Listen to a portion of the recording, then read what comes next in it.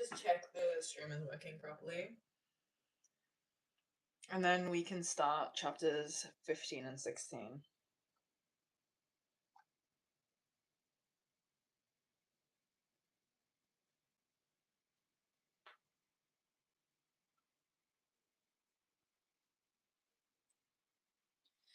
Okay, we've got 40 pages to do today for both chapters. Not for both, not for each chapter combined, 40 pages.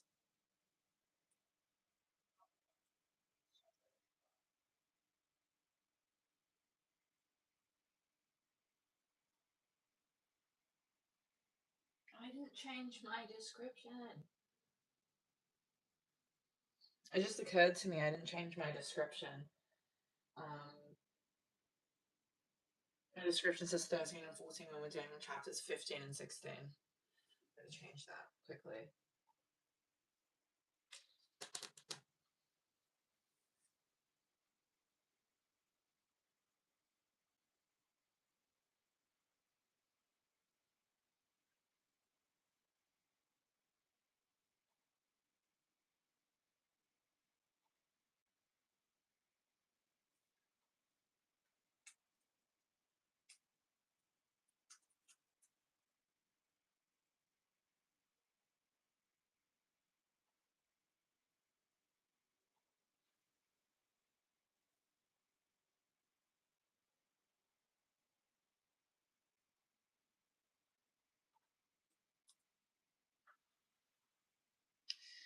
Oh, people are joining. Welcome. We're about to do chapters 15 and 16 on this live stream.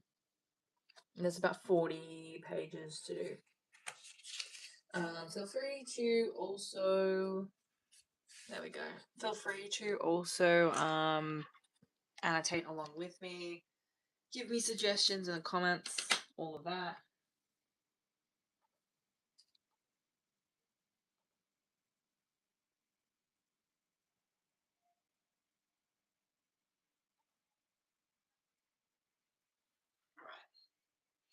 Let's get started. I am way too tired to be doing this stream today, so I am going to be messing up my words quite a bit. Good luck to me. Okay, once again we're using a pencil because I forgot to buy a new highlighter. Just ignore that. Just ignore the fact that we're using a pencil instead of a highlighter. That's not too difficult to forget. Okay.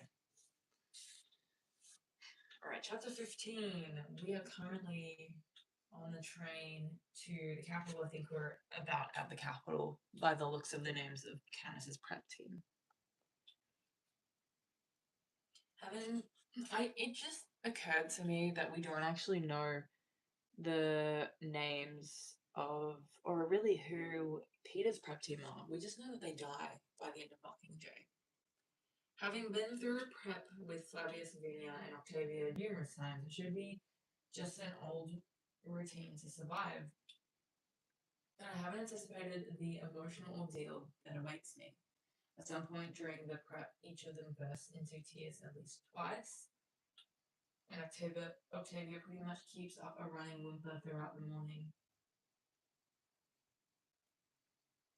It turns out they really have become attached to me, and the idea of returning to the arena has undone them. Combine that with the fact that by losing me, they'll lose their ticket to all the big social events, particularly my wedding, and the whole thing becomes unbearable. The idea of being strong for someone else having never entered their heads, I find myself in the position of having to console them, since I'm the person going in to be slaughtered. This is somewhat annoying. Yeah, I'd be annoyed too.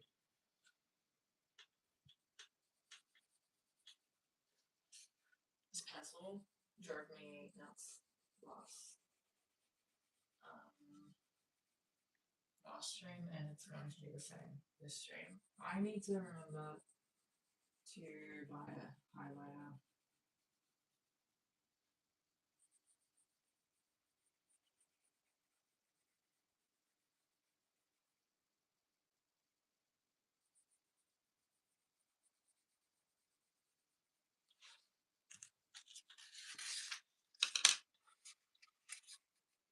interesting, though, when I think of what Peter has said about the attendant on the train being unhappy about the victors having to fight again, about people in the capital not liking it. I still think of all of that will be forgotten once the gong sounds, but it's something of a revelation that those in the capital feel anything at all about us.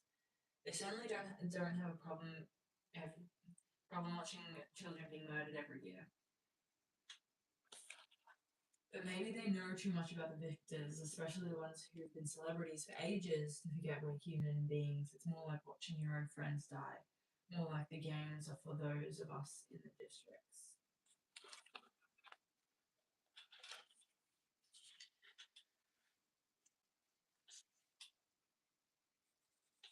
Yeah, I like this for emphasis because Katniss suddenly understands the other side, and I actually annotate that as well.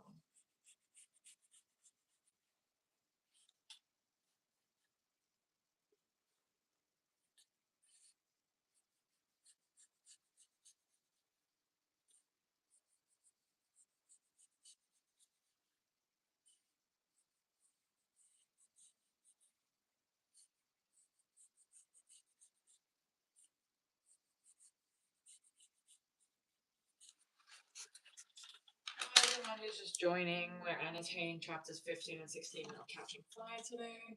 Feel free to annotate along with me or make suggestions about the notes I'm taking as well.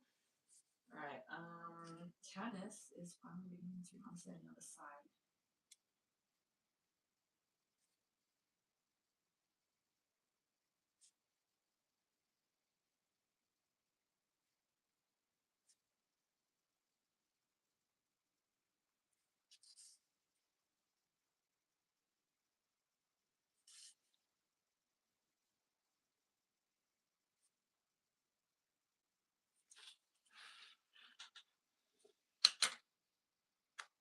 By the time Cinna shows up, I am irritable and exhausted from comforting the Pratt team, especially because their constant tears are reminding me of the ones undoubtedly being shed at home. Standing there in my thin robe with my stinging skin and heart, I know I can't bear even one more look of regret. So the moment he walks in the door, I snap, I swear if you cry, I'll kill you here and now. Literally though, Katniss is kind of literally murderous. Like she's killed people in the arena. She's deadly. Like that is kind of real right there. I swear if you cry, I'll kill you here and now.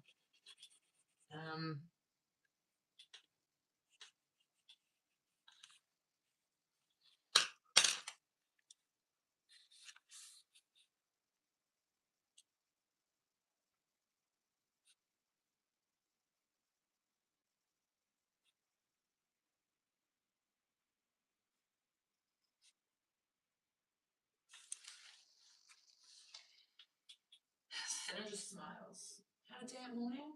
He's so sarcastic, I love it. You could ring me out, I reply. No wonder he gets along so well with Katniss. Senna puts his arm around my shoulder and leads me into lunch. Don't worry, I always channel my emotions into my work. That way I don't hurt anyone but myself. Ooh, that is some good foreshadowing. That is some good foreshadowing.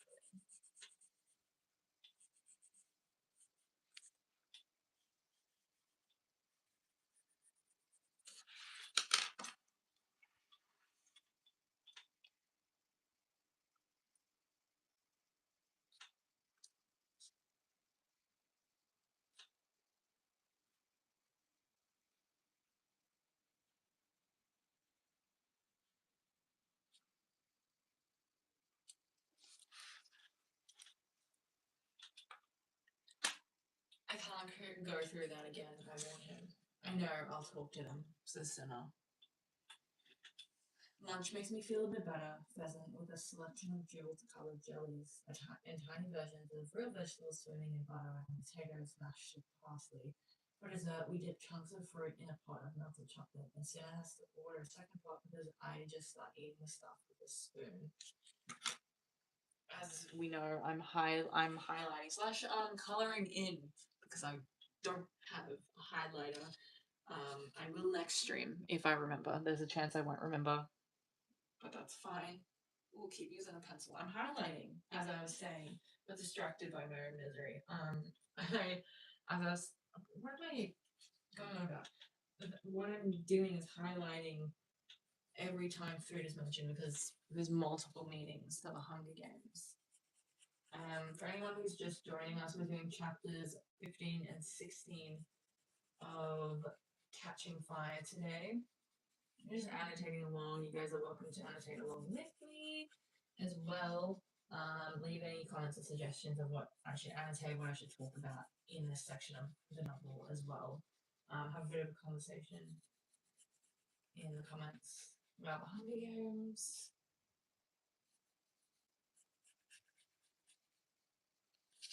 This pencil is irritating me. So, what are we wearing for the opening ceremonies? I finally ask as I scrape the second pot clean. Wow, 2 pots of chocolate. Well, fair, Candace. I'd probably do the same. Headlamps or fire. I know the chariot ride will require Peter and me to be dressed in something coal related. Something along that line, he says. When it's time to get in costume for the opening ceremonies, my prep team shows up, but Cinna sends them away. Saying they've done such a spectacular job in the morning, they've nothing left to do.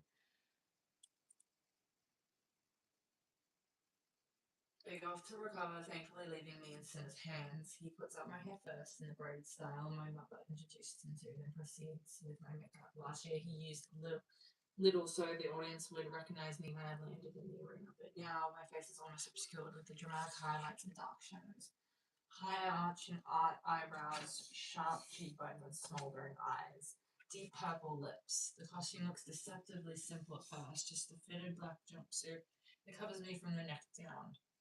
He places a half crown like the one I received as Victor on my head, but it's made of a heavy black metal, not gold. Then he adjusts the light in the room to mimic twilight and presses a button just inside the fabric on my wrist. I look down, fascinated, as my ensemble slowly comes to life. First with a soft golden light, but gradually transformed into the orange-red burning coal. I look as if I have been coated in glowing embers. No, that I am a glowing ember streak from our fireplace. The colors rise and fall, shift and blend in exactly the way coals do. How did you do this? I say in wonder. Fortune and I spent a lot of hours watching fires. Now look at yourself. He's like just presenting Cinna as Cinna, Cinna's presenting Katniss. Like, look at yourself. You look so good. I love this. I do like this description.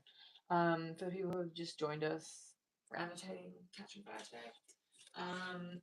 So this is Katniss's outfit that we're discussing right now for the tribute parade that's about to happen. I was going to highlight it, but I don't know if I really want to be honest. Like I do like the description, but at the same time, I'm like, nothing's really engaging me on this particular paragraph. Actually, I'm not gonna highlight this. I'm gonna highlight something more important later on, I'm sure. He turns me towards a mirror so I can take in the entire effect. I do not see a girl or even a woman, but someone unearthly being who looks like she might make her home in the volcano that destroyed so many in Hamish's quell. See, I think this also is important. This is important to point out, especially since she compares it to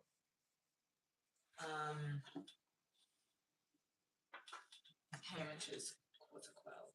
Also, she's all grown up. I think that's the effect Santa wanted.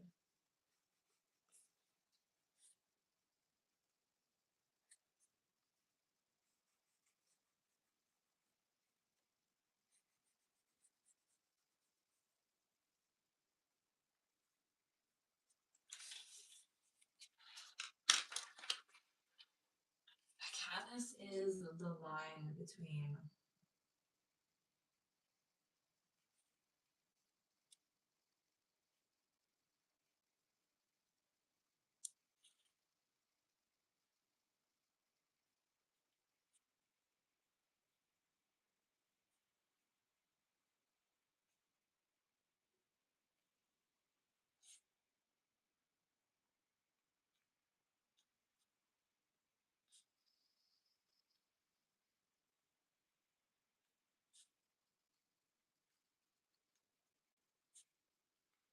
So what I've just written here is the Katniss and the other victors of the line between capital and district. They're uniting them, and that's why she's almost an unearthly being, is what she describes herself.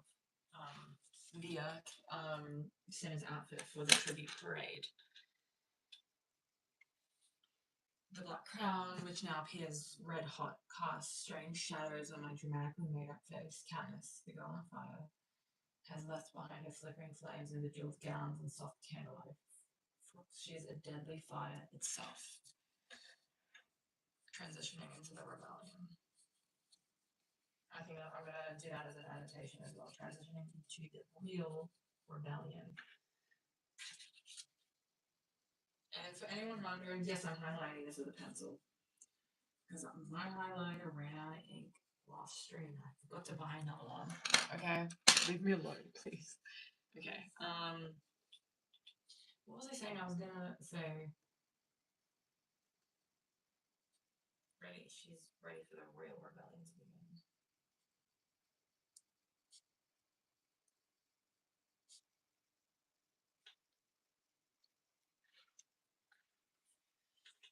Nine people in this stream at the moment.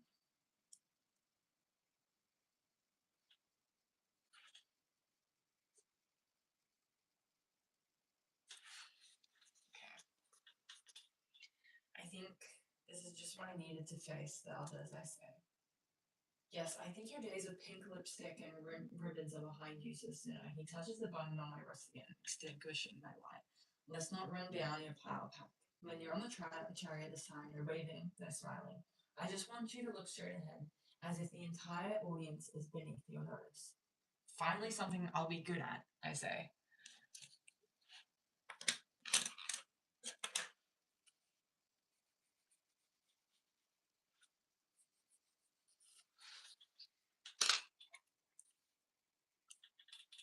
Cinna has a few more things to attend to, so I decide to head down to the ground floor of the Remake Center, which houses the huge gathering place for the tributes and the chariots before the opening ceremonies.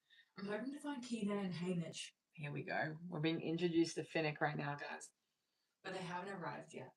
Unlike last year, when all the tributes were practically glued to their chariots, the scene is very social. The victors, both this year's tributes and their mentors, are standing around in small groups, talking, of course. They all know one another and I don't know anyone. And I'm not really the sort of person to go around introducing myself, so I just stroke the neck of one of my horses and try not to be noticed. It doesn't work. The crunching hits my ear before I even know he's beside me. When I turn my head, Finnick O'Dare's famous sea green eyes are only centimeters from mine. He pops a sugar cube in his mouth and leans against my horse. I just want to do like some exclamation marks because we love Finnick, obviously, in this household. Who doesn't?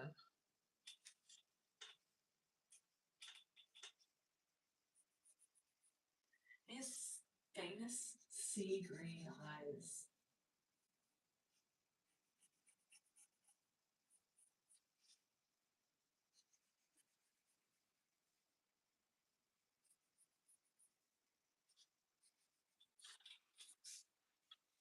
This is in the movie. Hello, Katniss, he says, as if we've known each other for years, when in fact we've never met. Hello, Finnick, I say, just as casually, although I'm feeling uncomfortable at his closeness, especially since he's got so much bare skin exposed. Want to show your cube, he says, offering his hand, which is piled high. It's supposed to be for the horses, but who cares? They've got years to eat sugar, whereas you and I, well, if we see something sweet, we better grab it quick. Oh my god, we love Finnick. I don't really know what to highlight about Finnick because he's obviously an important character. And if I had my way, I'd highlight everything, but I don't think it's necessarily all important. So I can't just like highlight everything, you know?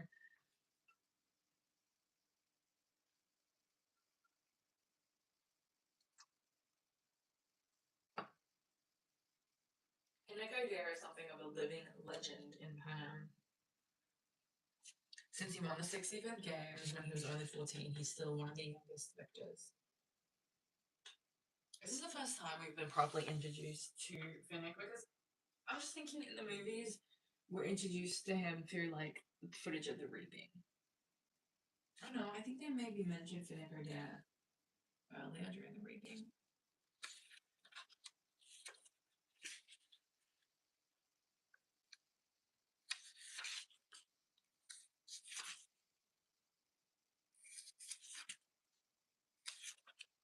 I'm going back. This is the reaping. Okay.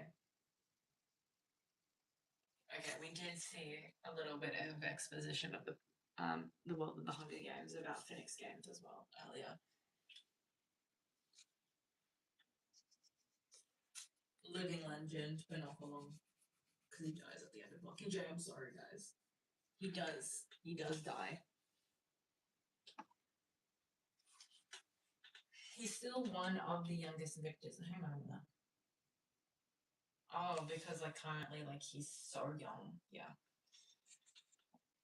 Being from District 4, he was a career, so the odds were already in his favour, but no trainer could claim to have given him.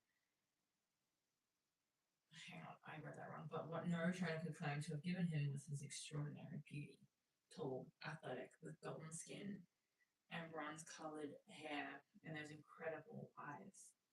While other tributes that you were hard-pressed to get a handful of grain or some matches for a gift, Finnick never wanted for anything, not food or medicines or weapons. It took about a week for his competitors to realise that he was the one to kill, but it was too late. He was already a good fighter with the spears and knives he had found in the cornucopia when he received a silver parachute with a trident, which may be the most expensive gift I've ever seen given in the arena. It was all over.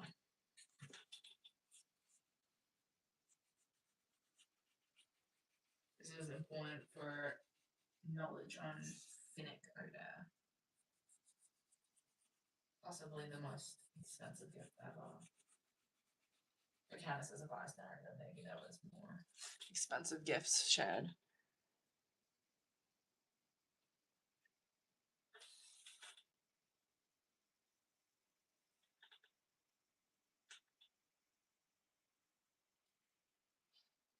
District 4's industry is fishing. He'd been on boats his whole life. The trident was a natural, deadly extension of his arm.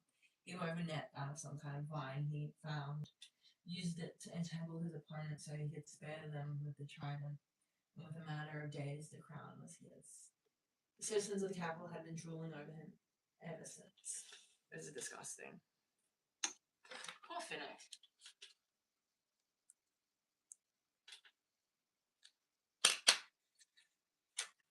He was 14.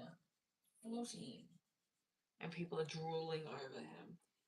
I just don't see how capital citizens could have seen a 14-year-old as attractive.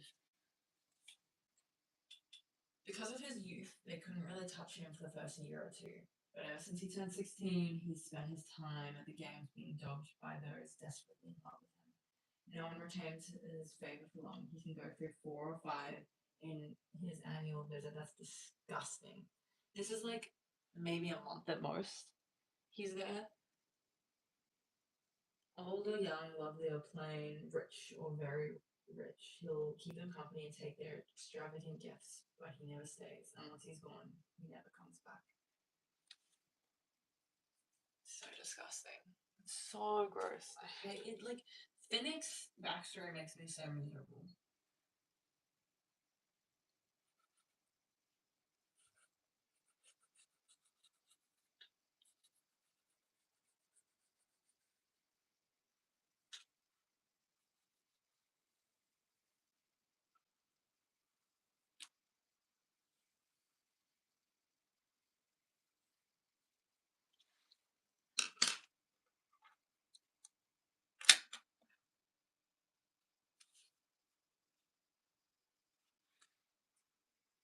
I'm gonna highlight this whole paragraph, to be honest.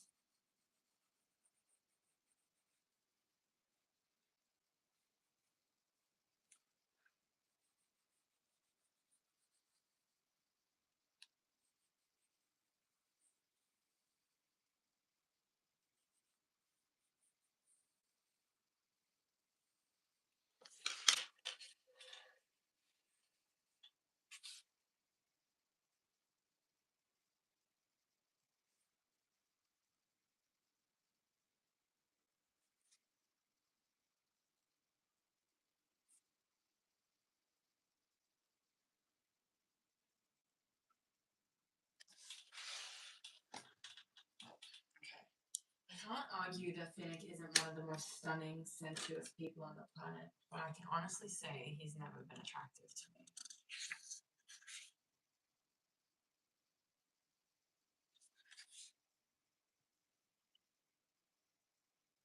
Maybe he's too pretty, or maybe he's too easy to get, or maybe it's really that he'd be too easy to lose.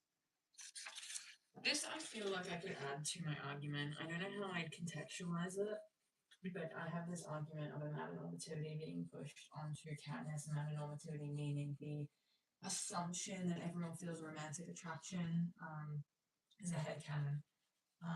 That Katniss is aromantic and asexual. A lot of people say she's likely demisexual, so she doesn't feel sexual attraction unless she has an emotional connection to someone. She's also demi-romantic, meaning she doesn't have romantic attraction until she's emotionally connected to people, because we see that a lot with her relationship with Peter and Gale. And I feel like whenever it comes to Katniss's attraction to people, I want to kind of point it out because it's important to contextualize my argument. So.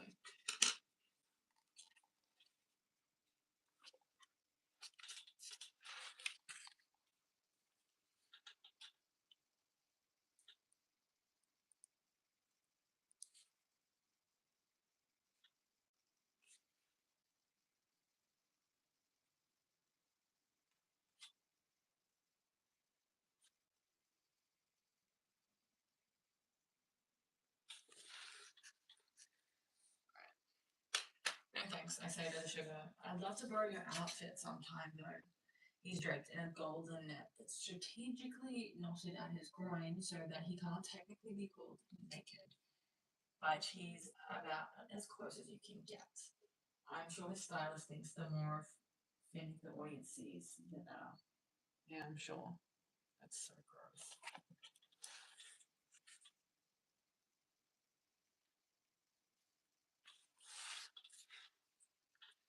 Often, just being sold.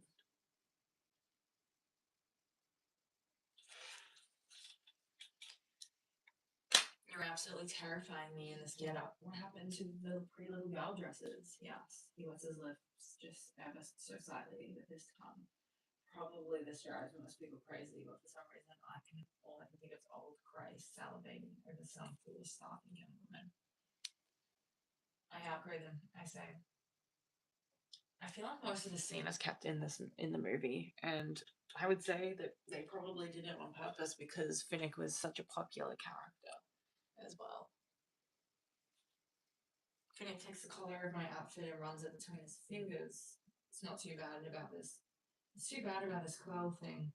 You could have made out like a bandit in the capital. Jewels, money, anything you wanted.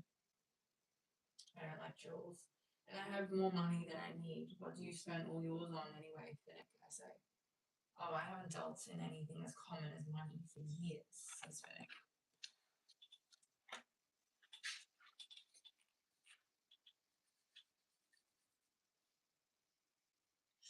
Secrets. Secrets. And how do they pay you for the pleasure of your company, I asked. You know, she says this so innocently.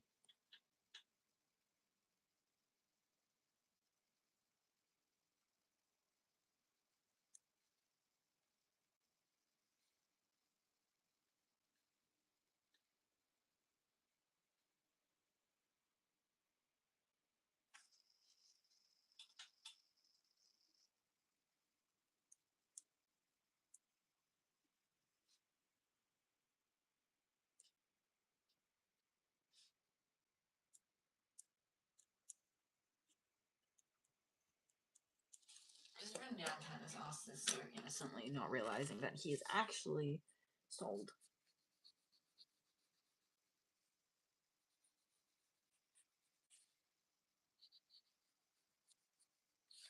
With secrets, he says softly. He tips his head in what? He tips his head in so his lips are almost in contact with mine. What about you, Girl on Fire? Do you have any secrets worth my time? For some stupid reason, I blush when I force myself to hold my ground. Good on you, Candace. No, I'm an open book, I whisper back. Everybody seems to know my secrets before I know them myself. Well, Finnick definitely knows that she is in love with Peter before she understands too in Mockingjay.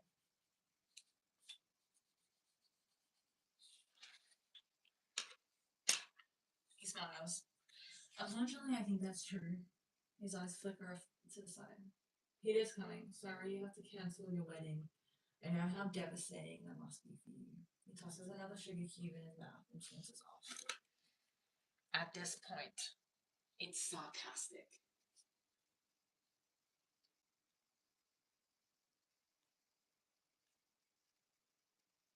He thinks the love is fake.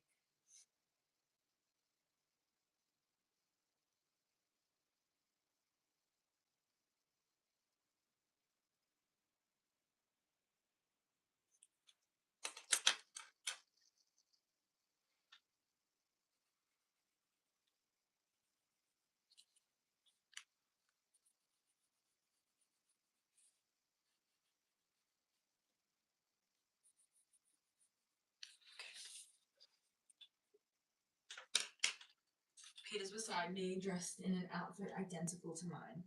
What did Finnick O'Dare want? He asked.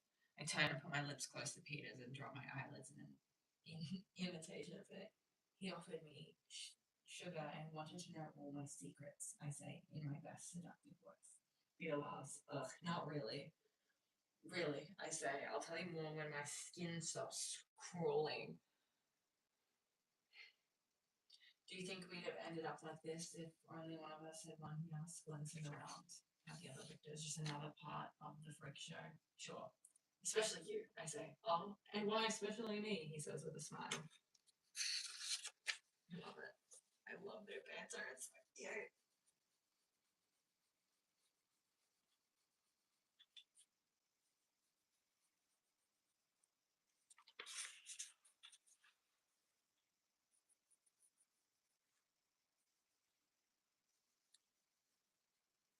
I can't believe he thinks they're all freaks. Peter. Peter.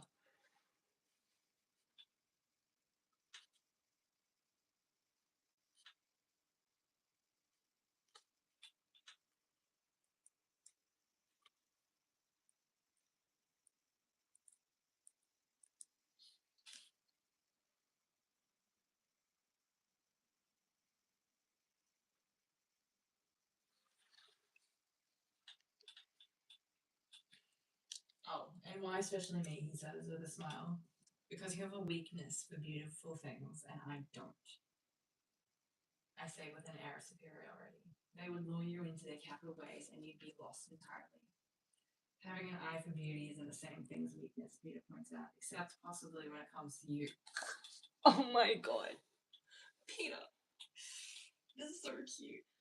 The music is beginning, and I see the wide doors opening to the first chariot. Hear the roar of the crowd. Shall we? He holds out a hand to help me into the chariot.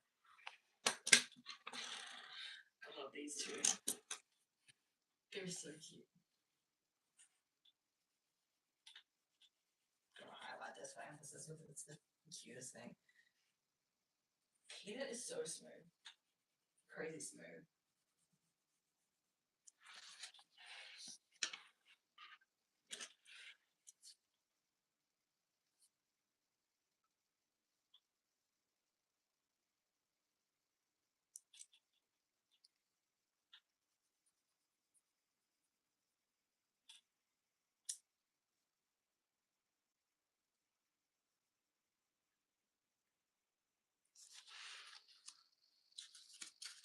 I climb up and pull him up after me. Hold still. I say and straighten his crown. Have you seen your suit turned on? You're going to be fabulous again. Absolutely, but Portia says we're to be very above it all. Never anything or anything he says. Where are they, anyway? I don't know. I the procession of chariots. Maybe we better go ahead and switch ourselves on. We do, and as we begin to glow, I can see people pointing at us and chattering. I know that, once again, will be the talk of the opening ceremonies. I wonder, though, if they'd be such a talk of the opening ceremonies if they weren't the directly previous years, you know?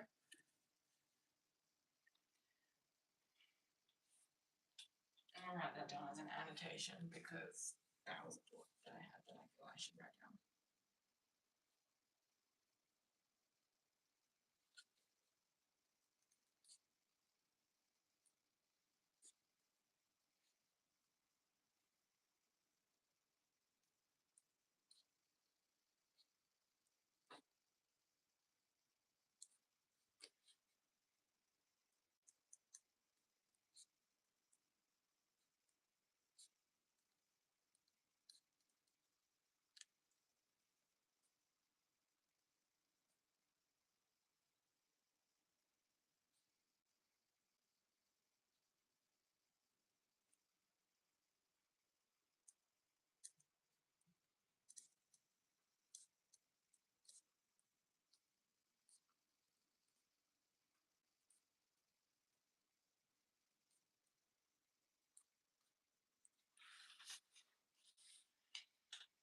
We're almost at the door. I crane my head around, but neither Portia nor Cinna, who were with us right up to the final second last year, are anywhere in sight.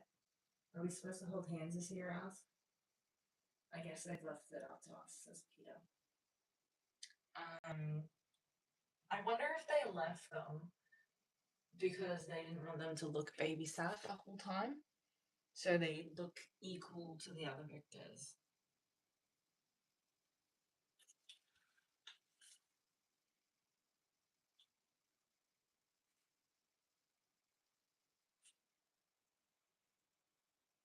Not even Hamish is there, actually.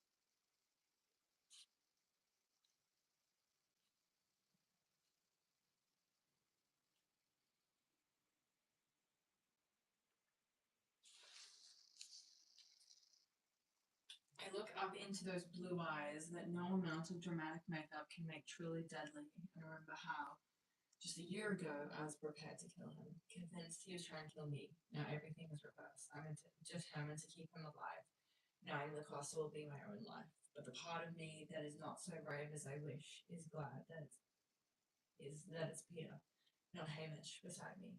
Our hands find each other without further discussion. Of course, we will go into this as one. It was never Gale. It was never Gale. Everyone get away from me.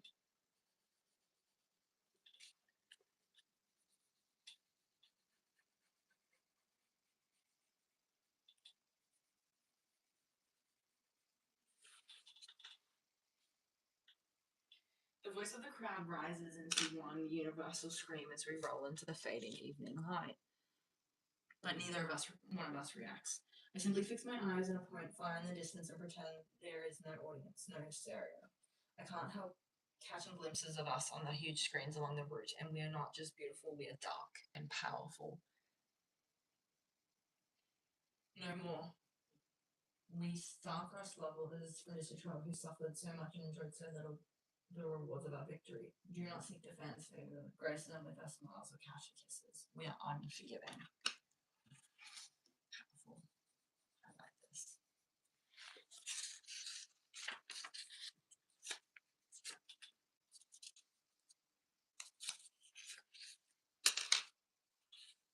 And I love it. Getting to be myself at last.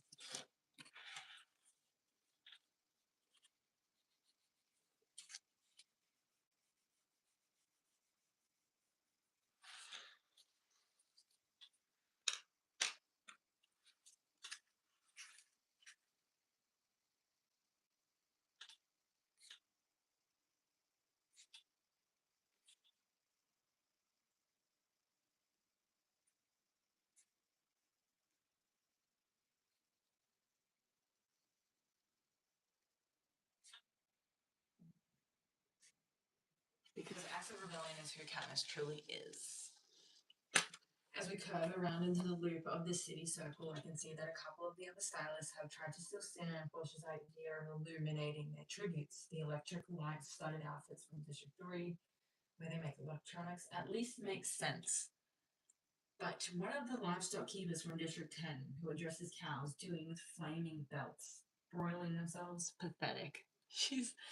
I love how judgmental Katniss is. At the end of the day, she's still a 16-year-old.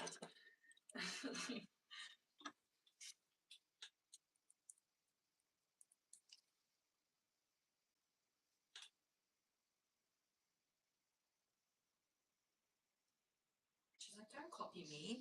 Don't copy me. I'm the best. I'm better than everyone.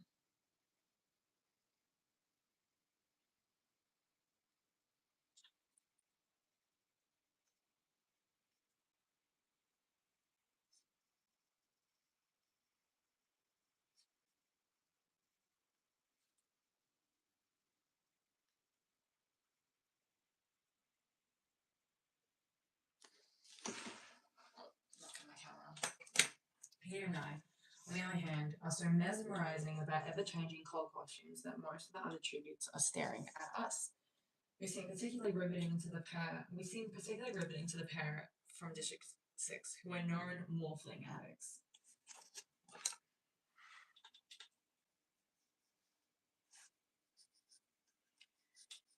I keep highlighting things off screen. I'm sorry, guys. I keep forgetting I'm filming. I'm just talking to myself. I'm just talking to myself to a camera. The camera on, make me sound less crazy.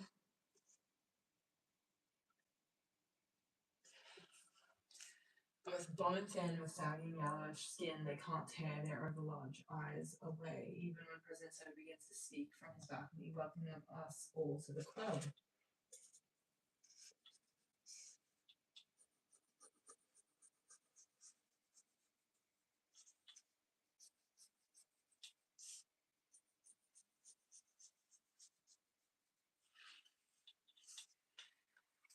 The anthem plays, and as we make our final trip around the circle, am I wrong, or do I see the president fixated on me as well? Peter and I wait until the doors of the train center close behind us to relax. Cinna and Portia are there, pleased with our performance, and Hamish has made an appearance this year as well. Only he's not at our chariot, he's over with the tributes of District 11. I see him nod in our direction and then follow him over to greet us. He is... Hamish is literally working... He's working overtime against that trauma.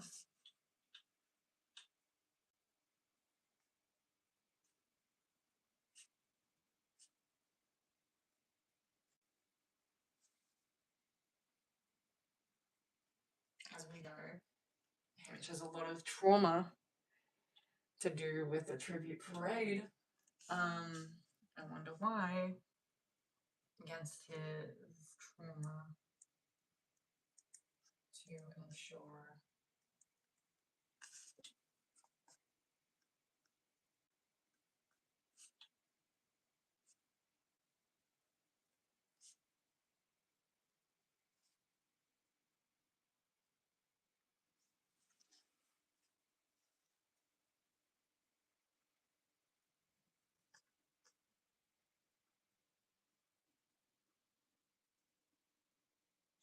Hamish is pushing against his trauma to ensure Candace and Peter have allies. I know Chaff by sight because I've spent years watching him pass a bottle back and forth with Hamish on television.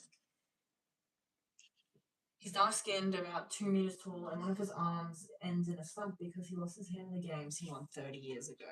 30, 65, 55, 45? So he won 5 years before Hamish did.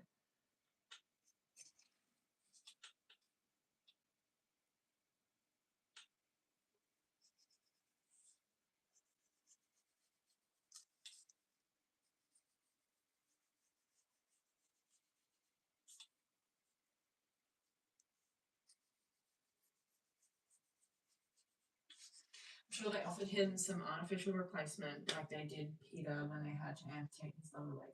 But I guess he didn't take it, which is a rebellion of his own. I'm gonna write that as a little annotation, which is we're meeting a lot of the victors, especially fan favorite and my favorite victors and characters at the moment.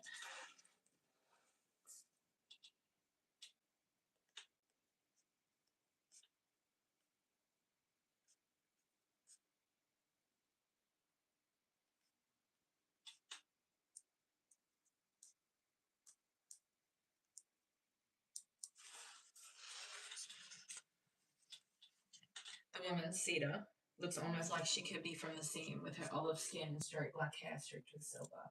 Only her golden brown eyes marked her as from another district. She must be around 60, but she still looks strong and there's no sign she's turned to liquor or morphine or any other chemical form of escape over the years. Before either of us says a word, she embraces me. I know somehow it must be because of ruin thresh. But before I can stop myself, I whisper the families. They're alive, she says back softly before letting me go.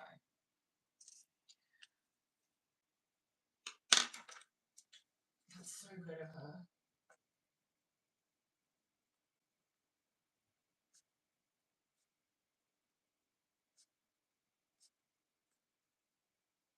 Makes me sad that she actually dies in the arena.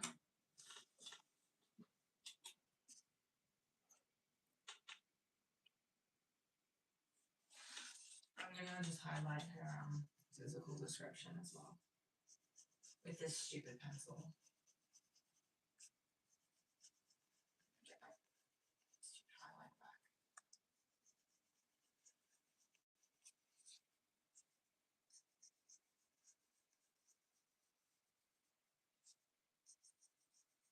She's about 60. She's definitely older than Hamish and Kath. She's looking at being closer in age to Mags. Not even though. Mags is quite a bit older than Sita still. She would have been. Hang on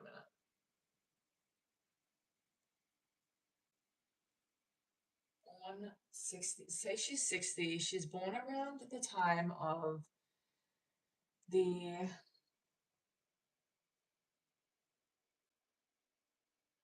My brain is running so slow. Around the time of the 15th Hunger Games, and she's possibly in the 30 something. So she would have won around the same time Beatty won his games.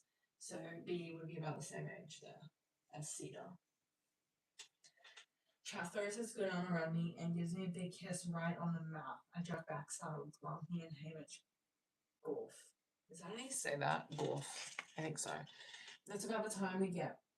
That's about all the time we get before the Capitol attendants are firmly directing us towards the elevators. I get the distinct feeling they are comfortable with the camaraderie among the victors who couldn't seem to care less. Yeah, because they've all spent time rebelling against the Capitol. They're kind of above the Capitol in that way, aren't they?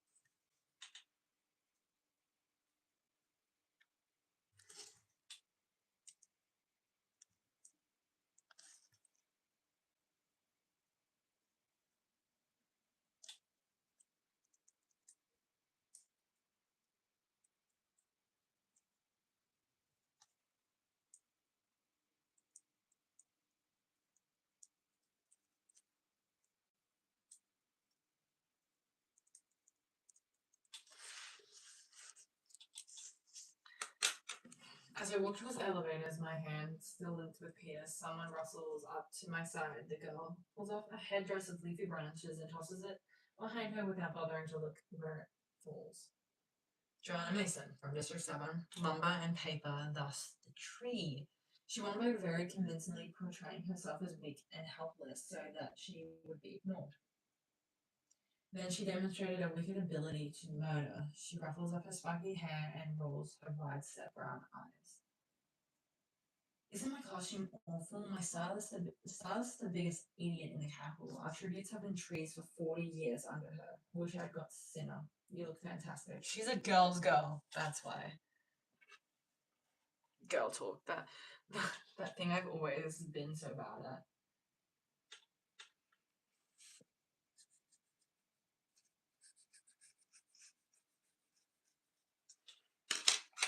She's a girl's girl. Love that Joanna's like that.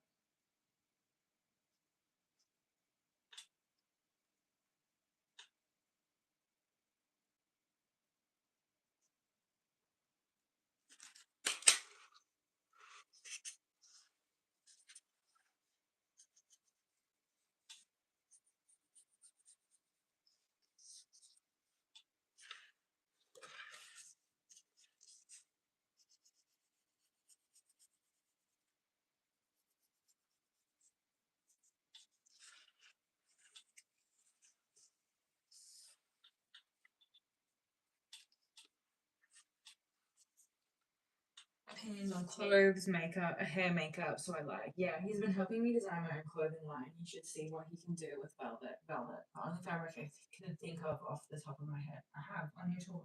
The strapless number you wore in District 2, the deep blue one with the diamonds. So gorgeous. I wanted to reach through the screen and tear it right off your back, says Joanna. I bet you did, I think, with a few centimeters of my flesh.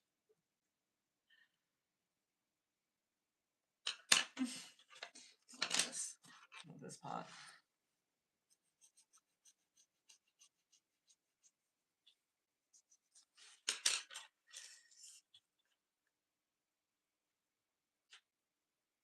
Just kind of scared Joanna.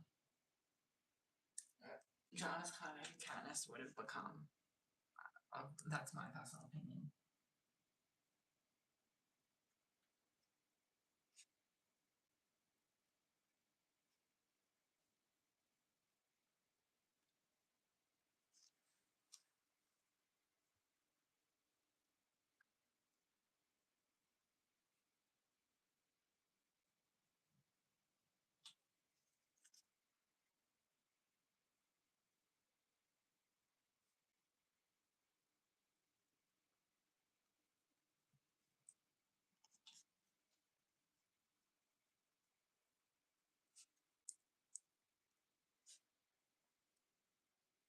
You don't really find out what happened to Joanna after the rebellion either, which is kind of sad.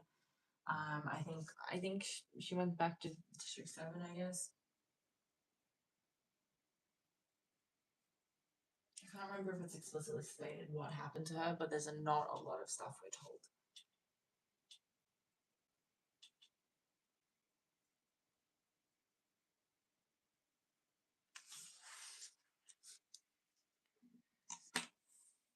While we wait for the elevators, Joanna unzips the rest of her tree, letting it drop to the floor, then kicks it away in disgust. Except for her forest green slippers, she doesn't have on a stitch of clothing. That's better. We end up on the same elevator with her, and she spends the whole ride to the 7th floor chatting to Peter about his paintings while the light of his still glowing costume reflects off her bare breasts. When she leaves, I ignore him, but I just know he's grinning. Toss aside his head as the doors close behind Chaff and Cena, leaving us alone. He breaks out laughing. What? I say, turning on him as we step out. On our floor. This is funny. It's so bad that people are harassing Katniss like this, but I kind of low key agree with Peter on this. It's you, Katniss, can't you see? He says, "What's me?" I say. She's so oblivious. Why they're all acting like this. Finnick with his sugar cubes and Chaff kissing you, and that whole thing with Joanna stripping down. He tries to take on more serious, unsuccessfully. They're playing you with you because you're so, you know. I highlight this.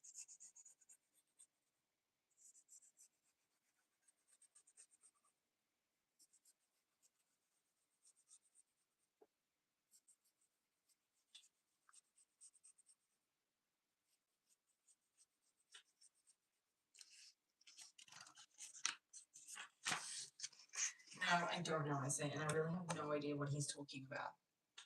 It's like when you wouldn't look at me naked in the arena even though I was half dead.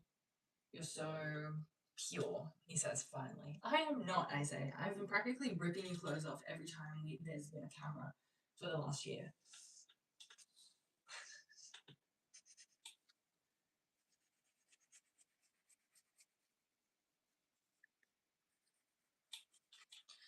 Look,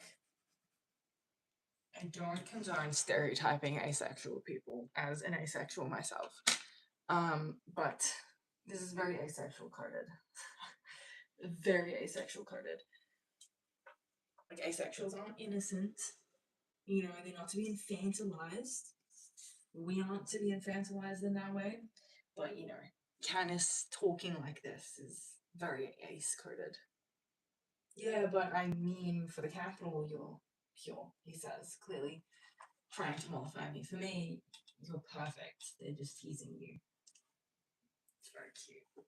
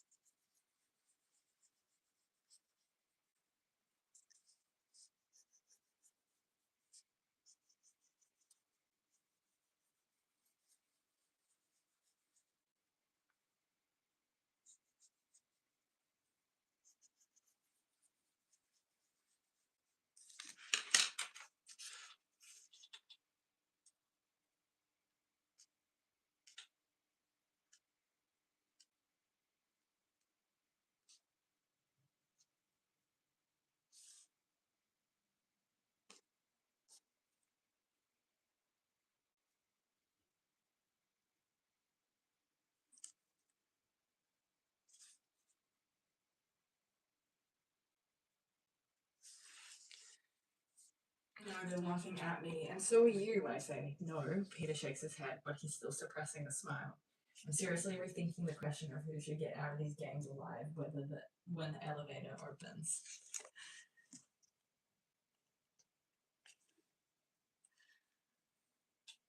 I love it. It's so funny. Like, she's so good so easily.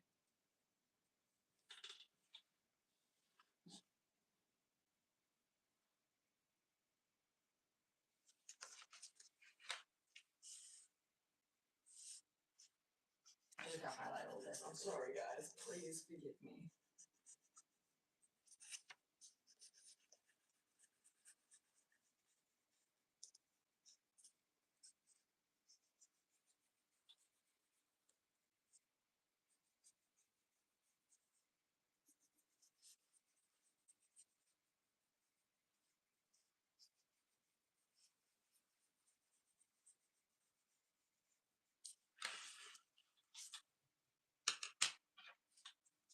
Hamish and Effie join us, looking pleased about something. Then Hamish's face grows hard.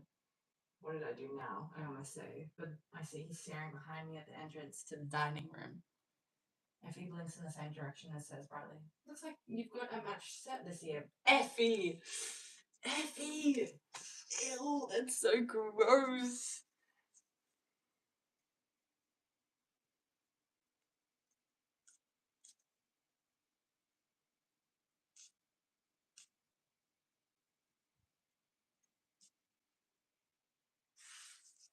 Turn around and find the red-headed Avox girl who tended to me last year until the games began. I think how nice it is to have a friend here. I noticed the young man beside her. Another Avox. Also red hair. That must be what Effie meant by much set. And a chill runs through me because I know him too. Not from the capital, but from years of having easy conversations with the whole joking over greasy say soup. And that last day watching him lie unconscious in the square while the life bled out of Gale. Our new Avox is Darius. Oh no.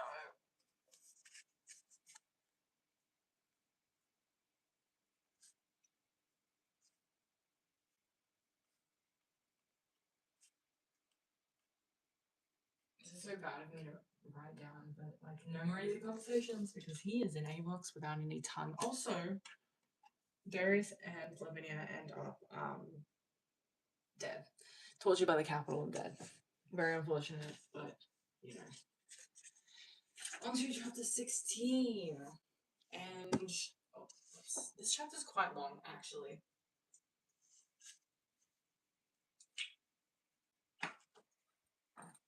It's very long. I think it ends on 285.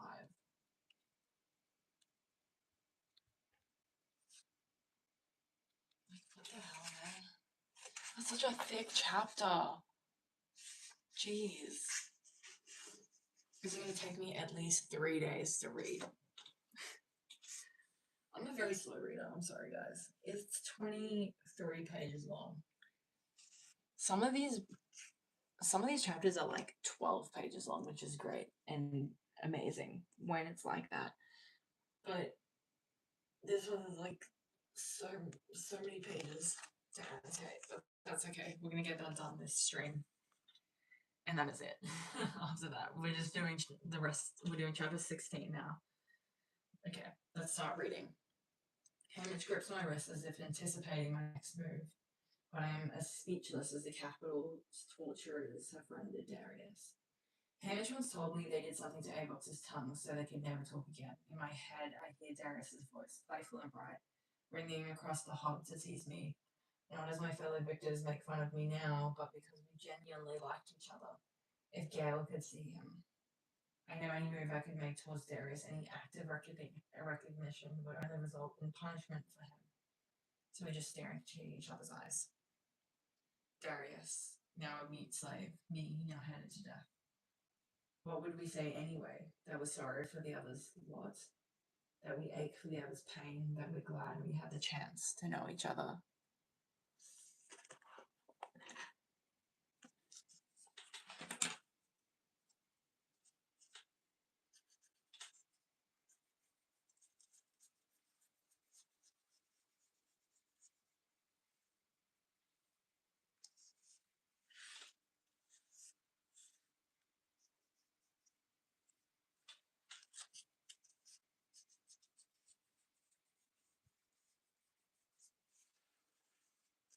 I'm trying to highlight this properly so I'm like not blocking the camera at the same time.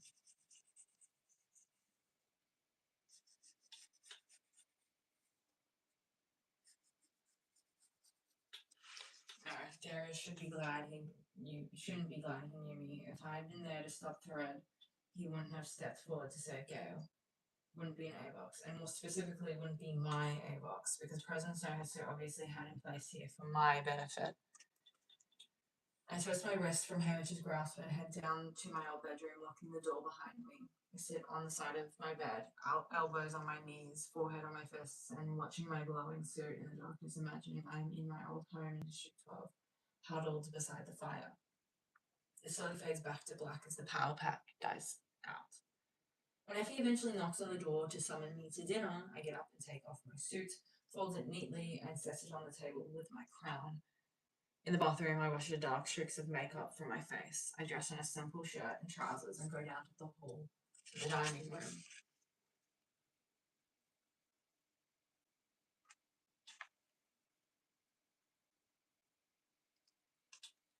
I'm not aware of much of dinner except that Darius and the redheaded Avox girl are our servers.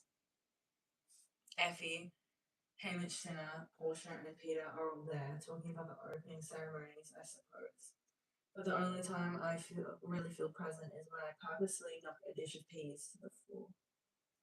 Before anyone can stop me, crouch down to clean them up. Darius is right by me when I send the dish over, and we two are briefly side by side, obscured from view as we scoop up the peas.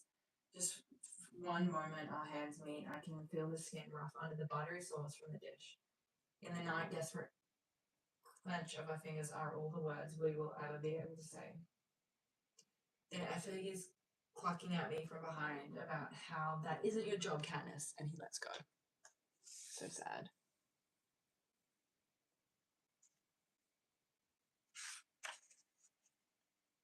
That's all that's ever going to be said.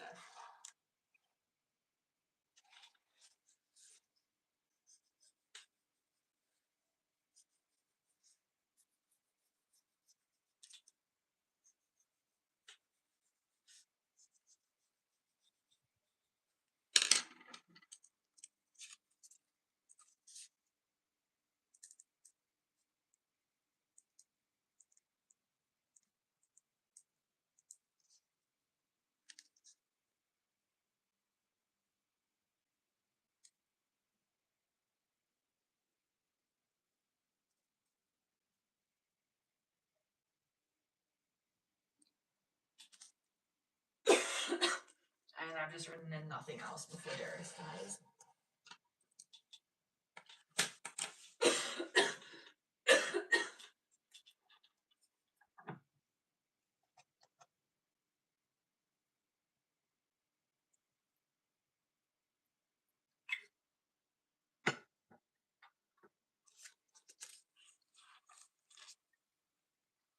When we go in to watch the recap of the opening ceremonies, I wedge myself in between Senna and Hamish on the sofa because I don't want to be next to Peter.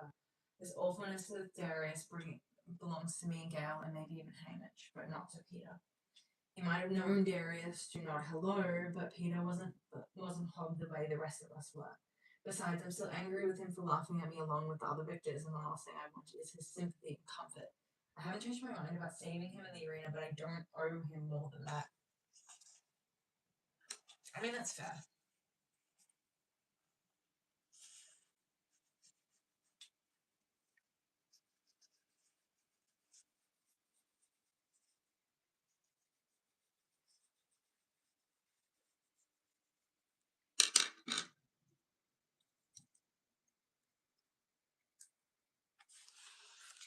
As I watch the procession to the city circle, I think how it's bad enough that they dress us all up in costumes and parade us through the streets and chariots on a regular year. Kids in costumes are silly, but aging victors, it turns out, are pitiful. A few who are on the younger side, like Joanna and Finnick, or whose bodies haven't fallen into disrepair, like Cedar and Brutus, can still manage to maintain a little dignity. But the majority, who are in the clutches of drink or morphling or illness, look grotesque in their costumes, depicting cows and trees and loaves of bread. Last year we chatted away about each contestant, but tonight there's only the occasional comment. Small wonder the crowd goes wild when Peter and I appear, looking so young and strong and beautiful in our brilliant costumes, the very image of what tribute should be.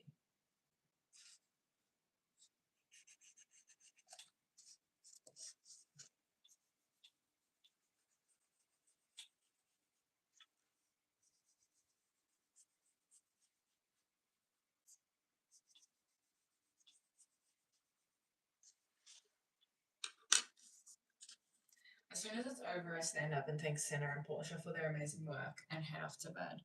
Effie calls a reminder to meet early for breakfast to work out our training strategy, but even her voice sounds hollow. Poor Effie. She finally had a decent year in the games with Peter and me, and now it's all broken down into a mess that even she can't put a positive spin on.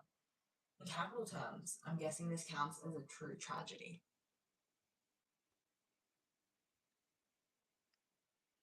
Soon after I go to bed, there's a quiet knock on my door, but I ignore it. I don't want Peter tonight, especially not with Darius around. It's almost as bad as if Gail were here. Gail, how am I supposed to let him go with Darius haunting the hallways?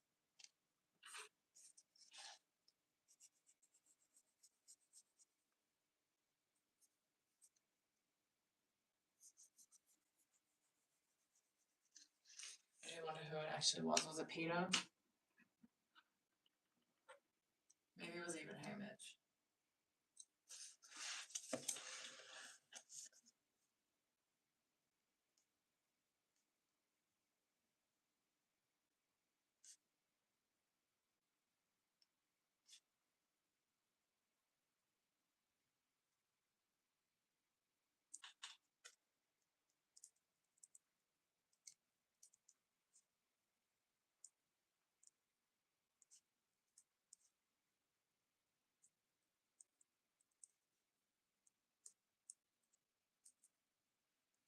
You know that Hamish is a good person from Sunrise and everything, and that he is just has like his years out of practice. Tongues figure prominently in my nightmares. First, I watch frozen and helpless, with gloved hands carrying out the bloody dissection in Darius's mouth.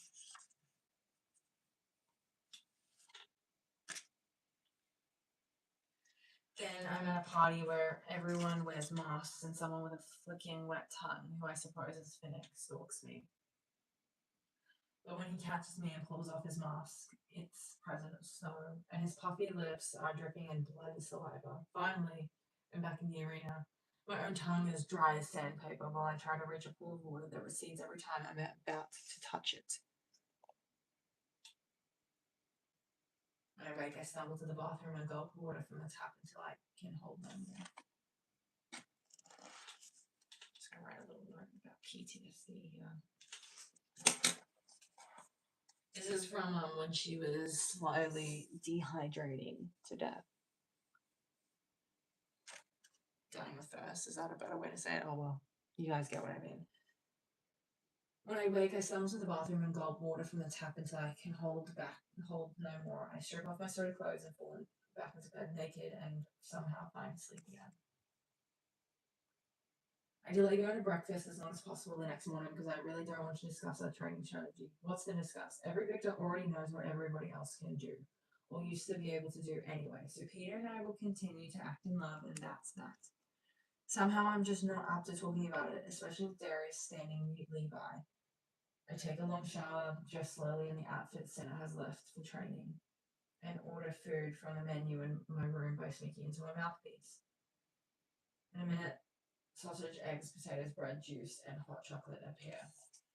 I really don't understand how this whole mechanism works of a little broom service. Where is it appearing from? And how? And in a minute? Like, do they have this, like, ready? Like, what's going on?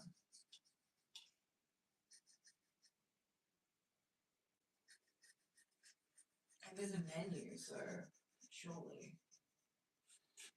I eat my fill trying to drag out the minutes until 10 o'clock when we have to go down to the training centre. By 9:30, Hamish is pounding on my door, obviously fed up with me, ordering me to the dining room now. Still, I brush my teeth before meandering down the hall, effectively killing another 5 minutes. But Effie's, like, really mad at Hamish, too.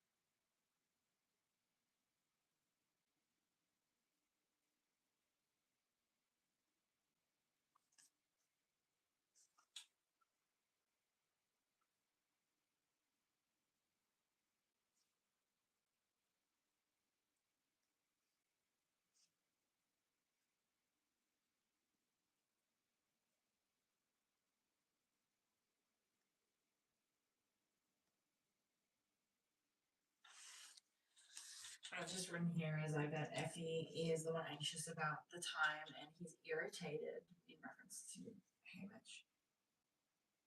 Red has irritated Hamish with her complaining until Hamish was forced to bring Candace to the dining room himself. The dining room's empty except for Peter and Hamish, whose face is flushed with drink and anger. On his wrist he wears a solid gold bangle with a pattern of flames.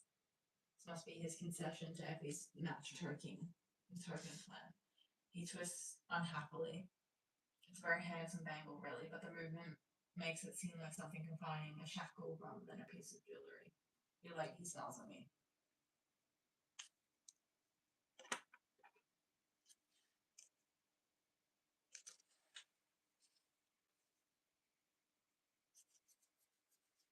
Talked about this on TikTok recently as well. That perhaps Hamish chose a bangle instead of a necklace like Peter. Because Hamish has had a gold necklace in the past.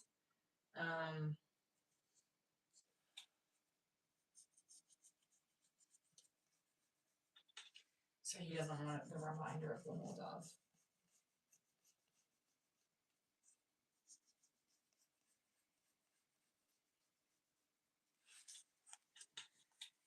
Sorry, I slept in after the mutilated tongue nightmares kept me up half the night. I mean to say sound hostile, but my voice catches at the end of the sentence. Okay, which gives me a sound, then relents. Alright, never mind. Today in training you've got two jobs. One, stay in love, obviously I say. And two, make some friends, says Hamish. No, I don't trust any of them. I can't stand most of them, and I'd rather operate with just the two of us. That's what I said at first, but Hades begins. But it won't be enough, Hamish insists. You're going to need more allies this time around. Why? I ask. Because you're at a distinct disadvantage. Your competitors have known each other for years. So who do you think they're going to target first? He says. Us. And nothing we're going to do is going to override any old friendship, I say. So why bother? Because you can fight. You're popular with the crowd. That can still make you desirable allies, but only if you let the others know you're willing to team up with them, says Hamish. You mean you want us in the career pack this year? I ask. I'm sure a lot of vectors don't actually like each other.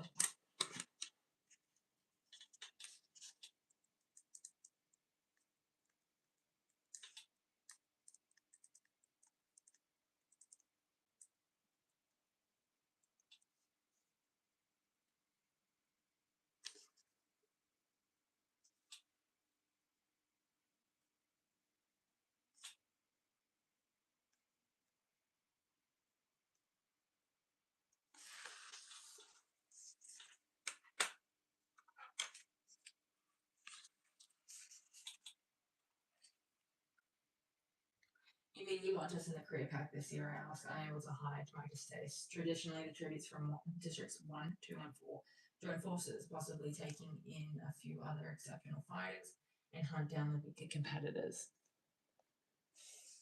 That's been our strategy, hasn't it? To train our careers, counters Hamish, and who makes up the career pack is generally agreed upon before the games begin.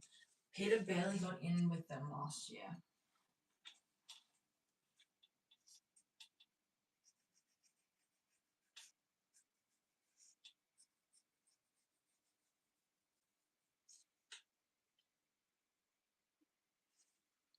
Meaning this was organized.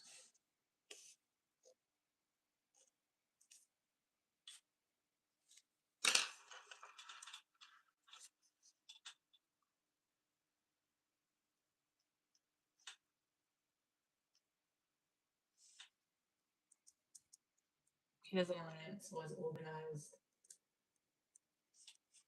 right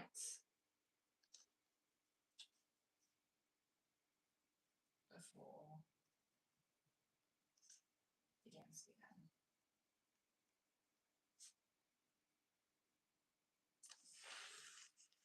Possibly even on the interview night as well. When he confessed his love for Candace. I think of the loathing I felt when I discovered Peter was with the careers during the last game. So we're to try to get in with Finnick and Brutus, is that what you're saying? Not necessarily. Everyone's a victor. Make your own pack if you'd rather. Choose who you like. I suggest Chaff and Cedar, although Finnick's not to be ignored, says Hamish. Find someone to team up with who might be of some use to you. Remember, you're not in a ring full of trembling children anymore. These people are all experienced killers, no matter what shape they appear to be in.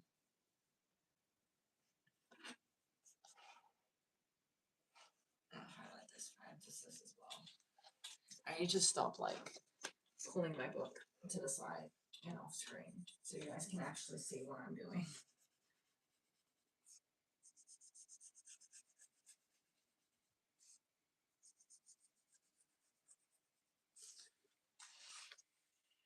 Maybe he's right. Only who could I trust? Cedar, maybe, but do I really want to make a pact with her? Only possibly to have to kill her later? No. Still, I made a pact with her under the same circumstances. I tell Hamish I'll try, even though I think I'll be pretty bad at the whole thing. Effie shows up a bit early to take us down because last year, even though we were on time, we were the last two tributes to show up. But Hamish tells her he doesn't want her taking us down to the gym. None of the other victors will be showing up with a babysitter, and being the youngest, it's even more important we look self-reliant. So she has to satisfy herself with taking us to the elevator, fussing over her hair, and pushing the button for us.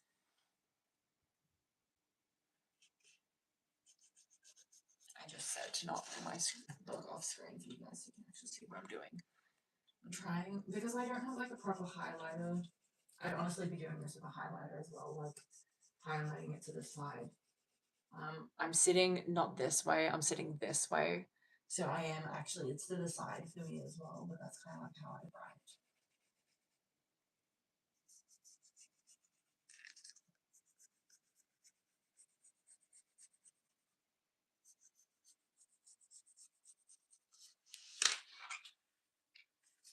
I'm writing down as well that they're a little found family and Effie's the mother.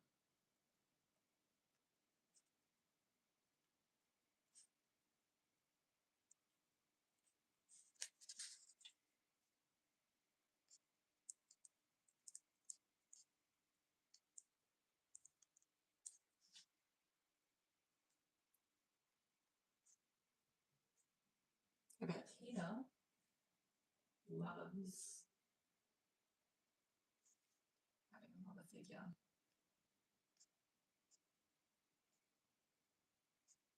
His mother's abusive. And that boy deserves a mother figure.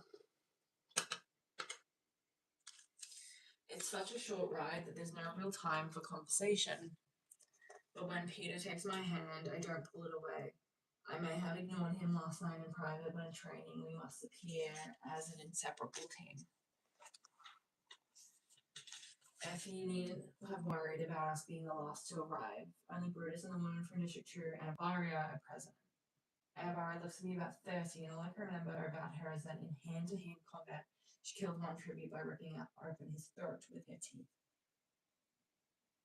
She became so famous for this act that after she was a victor, she had her teeth cosmetically altered, so each one ends in a sharp point, like a fang, and is inlaid with gold. She has no shortage of admirers in the capital. I'm going to run an annotation about this. She's 30. Okay, so assume she wins about at 15, 16-ish. She's 15 years prior. She's win in around the time that Finnick won, early 60s.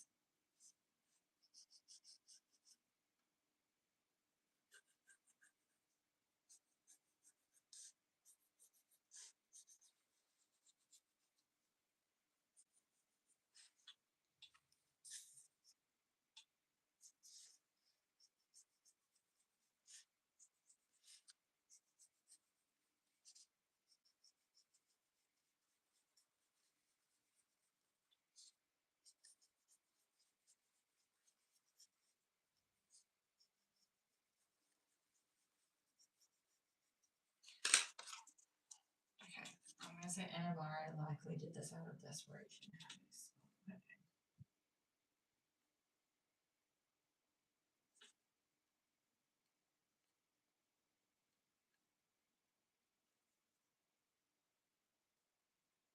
Out of fear and desperation.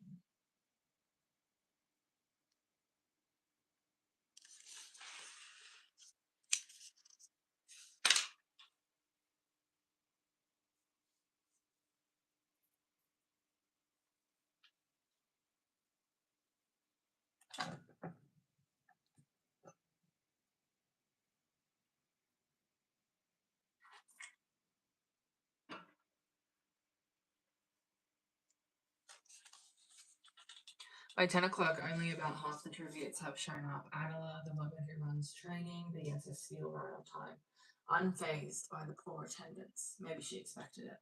I'm sort of relieved because that means there are a dozen people I don't have to pretend to make friends with. Adela runs through the list of stations, which include both combat, and survival skills, and releases us to train. I tell Peter I think we do best to split up, thus covering more territory. When he goes off to Chuck Spears with Brutus and Chuff, I head over to the knot tying station. Hardly anyone ever bothers to visit it. I like the trainer and he remembers me fondly, maybe because I spent time with him last year. He's pleased when I show him I can still see the trap that leaves an enemy dangling by a leg from a tree. We're about to come across Finnick again, as well. Finnick, this next scene is not in the movies, but there's a deleted scene that's similar to this part of the book. Clearly, he took note of my snares in the arena last year and now sees me as an advanced pupil. So I ask him to review every kind of knot that might come in handy, and a few that I'll probably never use. I'd be content to spend the morning alone with him, but after an hour and a half, someone puts his arms around me from behind, his fingers easily finishing the complicated knot I've been sweating over. Of course, it's Finnick, who seems to have spent his childhood doing nothing but wielding tridents and manipulating ropes into fancy knots for nets, I guess. I watch for a minute while he picks up the length of rope, making a noose, and then pretends to hang himself for my amusement. He does this in a deleted scenes for the movies.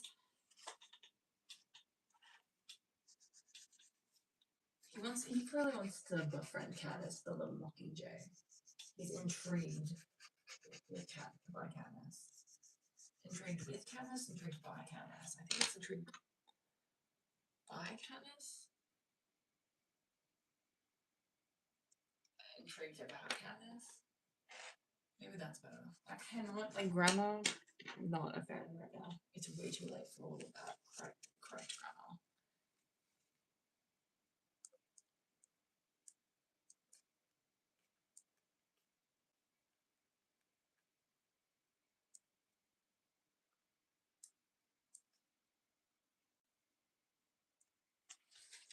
Rolling my eyes, I head over to another vacant station where tributes can learn to build fires.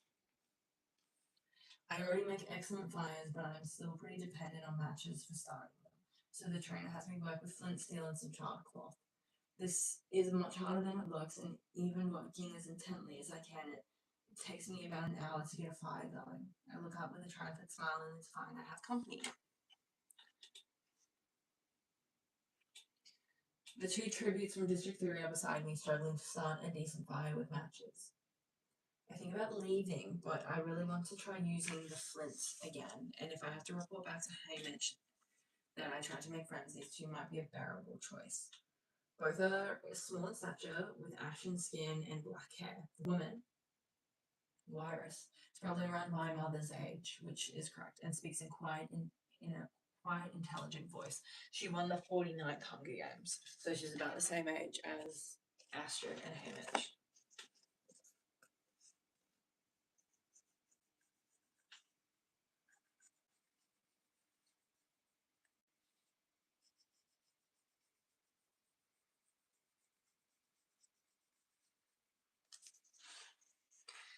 But right away I noticed she has a habit of dropping off her words in mid-sentence as if she's finding her there. Beatty, the man, is older and somewhat fidgety. He wears glasses but spends a little time looking under them.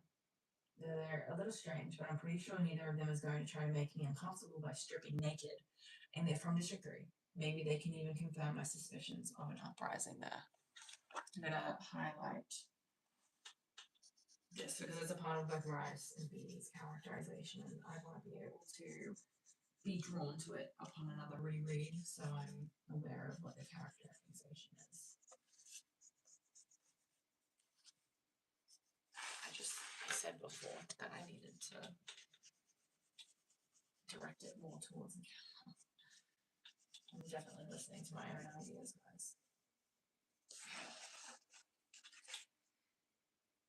I glance around the training center. Peter is at the center of a bold circle of knife throwers. What does that mean? A bold.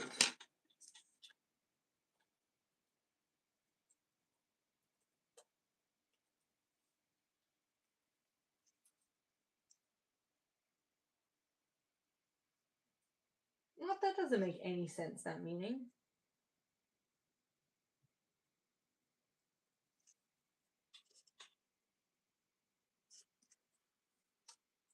Wait.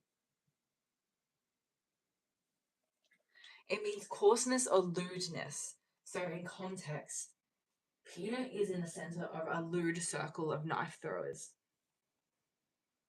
Like a crude, like they're making lewd jokes and crude jokes. So I imagine it's a group of men.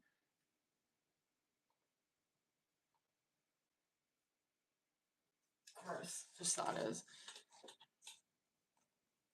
Morphlings from District 6 are in the camouflage station painting each other's faces with bright pink swirls.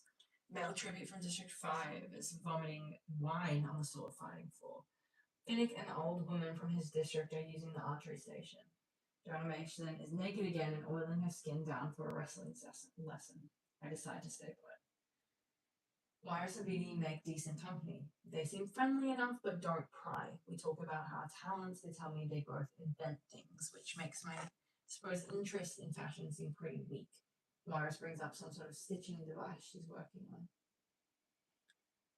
It's interesting. See, she's drawn to Beatty and Wires the same way, or Beatty the same way that Hamish was in his games.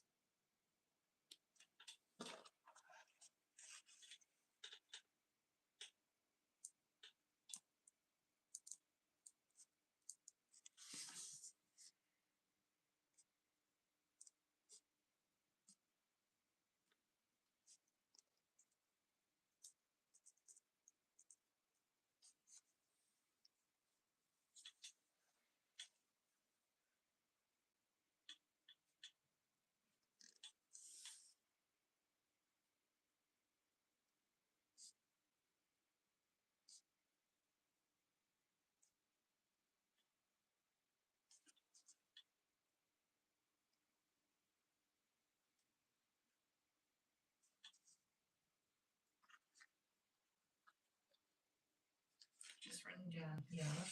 Katniss is drawn to the district area in a similar way Hamish was during his games.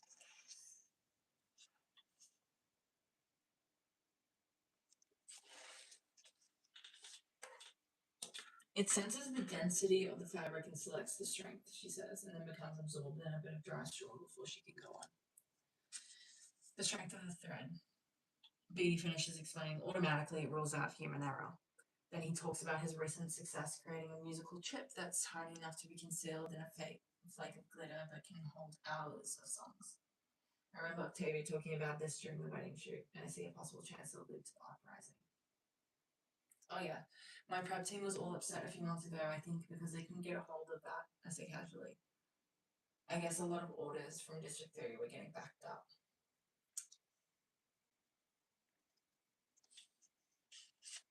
The way that she speaks is so similar to Hamish and Beatty's interaction.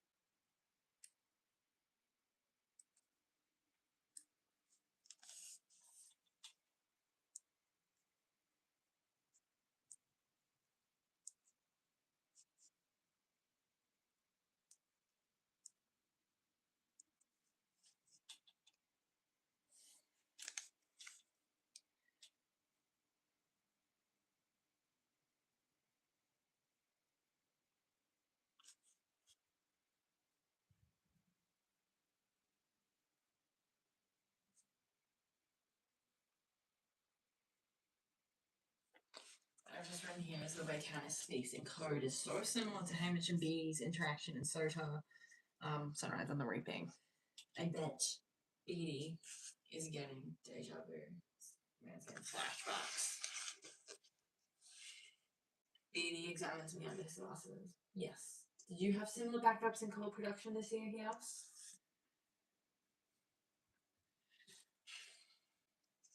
No. Well, we lost a couple of weeks when they brought in a new head peacekeeper and his crew, but nothing major, say, to production. I mean, 2 weeks sitting around your house, nothing. Doing nothing just means 2 weeks of being hungry for most people. I think they understand what I'm trying to say. That we've had no uprising. Oh, that's a shame, says Virus in a slightly disappointed voice. I found your district very. She trails off, distracted by something in her head. Interesting, feels and Beatty. We both did. I feel bad knowing that the district must have suffered much worse than us. I feel I have to defend my people. Well, there aren't very many of us in 12 I say. Not that you'd know it nowadays by the size of the peacekeeping force, but I guess we're interesting enough. As we move over to the shelter station, Lyra stops and gazes up to the stands where the game makers are roaming around, eating and drinking, sometimes taking notice of us. Look, she says, giving her head a slight nod in their direction. I look up and see Plutarch Heavensby in a magnificent purple robe with a fur trim collar that designates him as head game maker. He's eating a turkey leg. That's mentioned in Sunrise on the Reaping right there.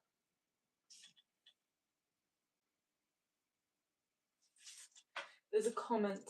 I don't have my glasses on, my laptop is far away.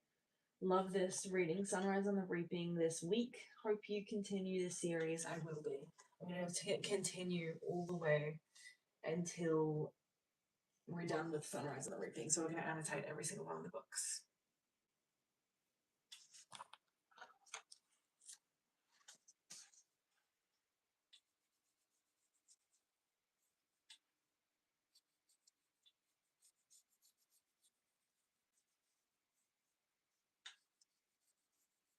How does one eat a turkey leg in a professional setting?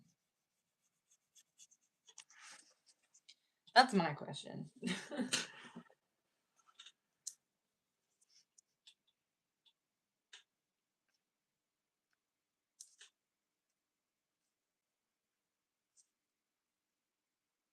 feel like it'd be too messy.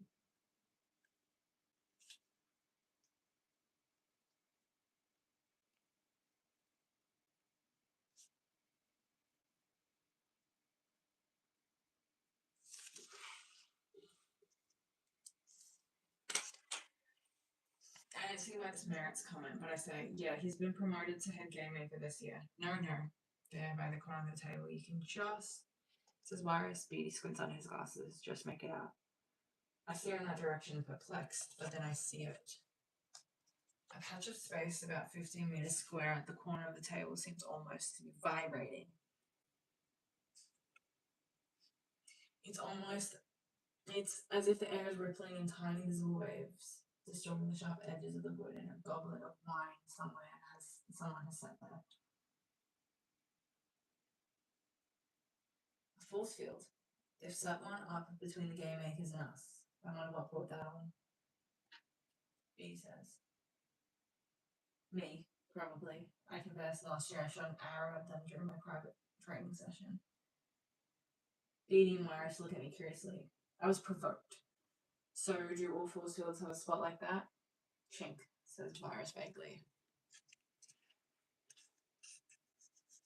I'm going to highlight this just for emphasis here.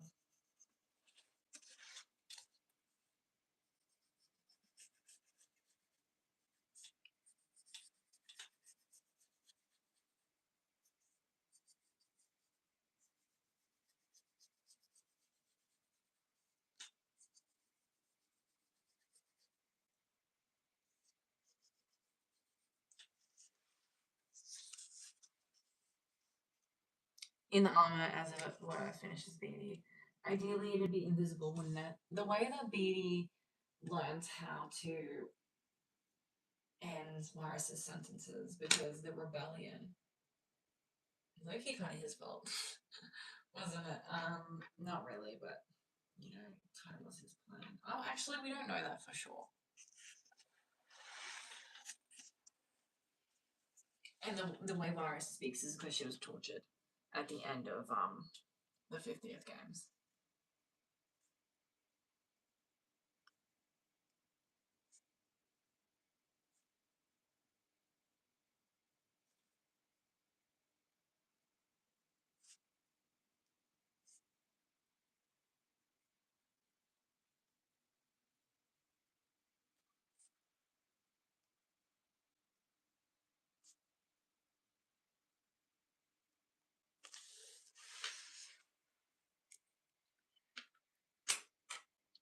I want to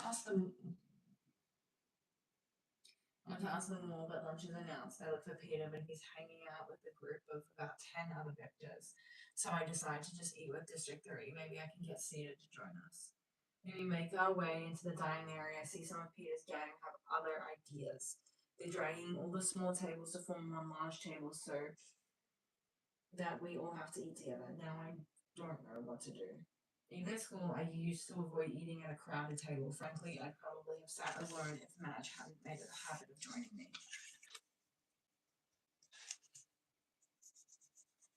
You mean your best friend, Madge?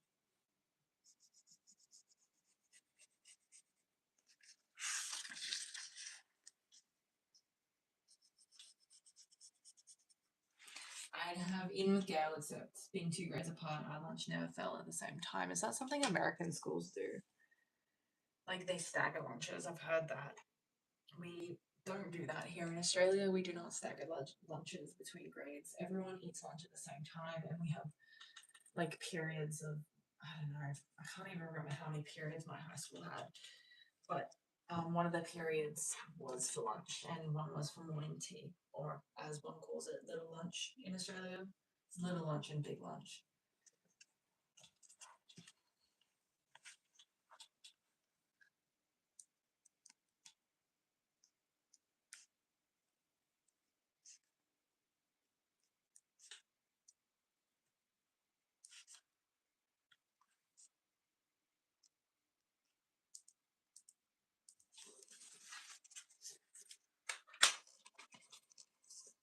I take a tray and start making my way around the food-laden carts that ring the room. Peter catches up with me at the stew. How's it going? Good, fine. I like the District 3 victors, I say, Morris and Beatty. Really? He says. There's something of a jerk to the others. You mean the people who staged a rebellion in the 50th Hunger Games and suffered for it? I can't. These younger victors, man. They don't know hard work to free Pan Am.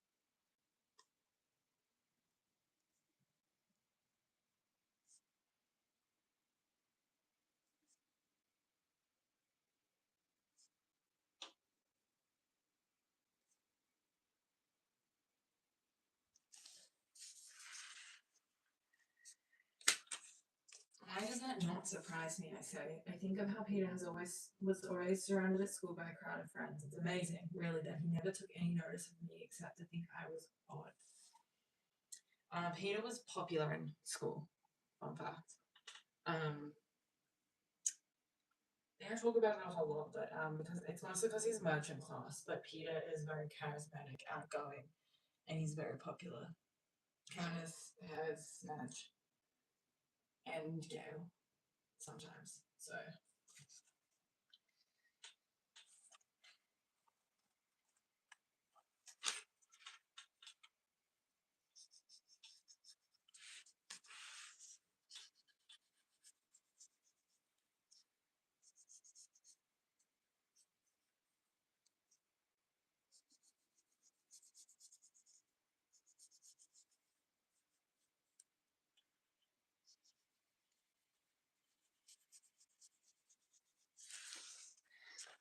Jonas nicknamed them Nuts and Volts, he says. I think she's nuts and he's Volts.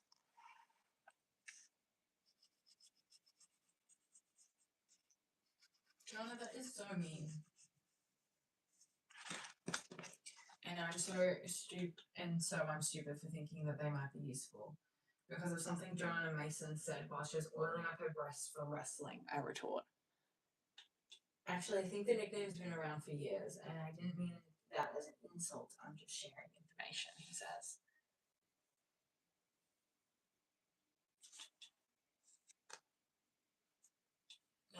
Paris and Beauty is smart. They invent things they can tell by sight that a force field had been put up between us and game makers. And if we have to have allies, I want them. We toss the ladle back in the pot of stew, splattering us both with gravy. What are you so angry about? Peter asked, wiping the gravy from his shirt front. Because I teased you in the elevator? I'm sorry, I thought you would just laugh about it. Forget it, I say, with a shake of my head. It's a lot of things. Darius, he says. Darius, the games, Hamish making us team up with the others, I say. It can just be you and me, you know, he says.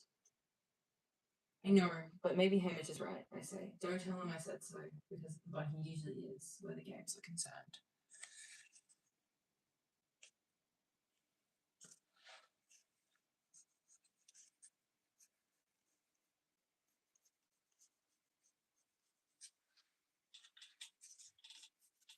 Got the compliments to Hamish.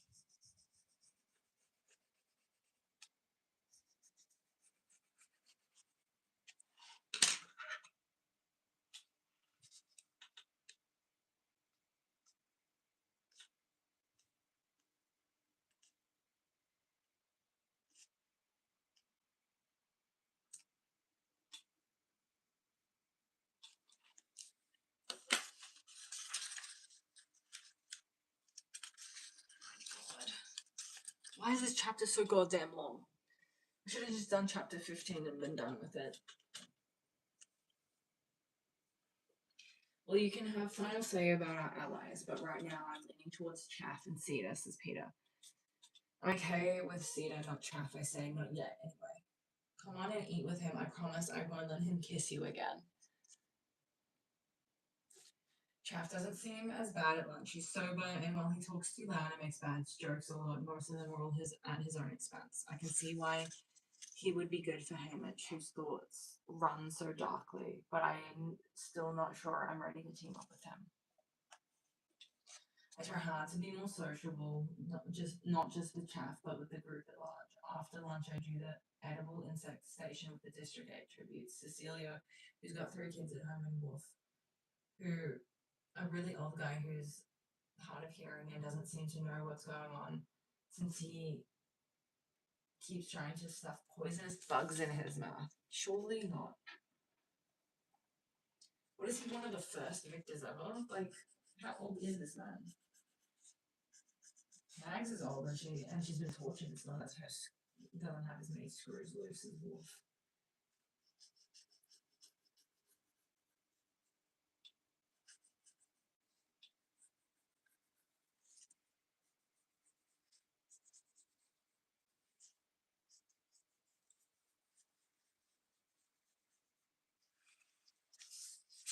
I want to highlight this. About Chaff's characterization as well.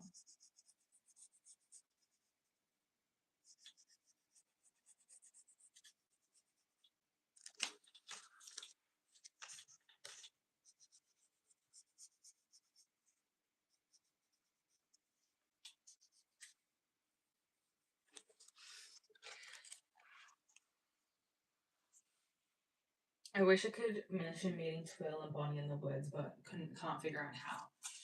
Cashmere and Gloss, the sister and brother from District 1, invite me over and we make hammocks for a while.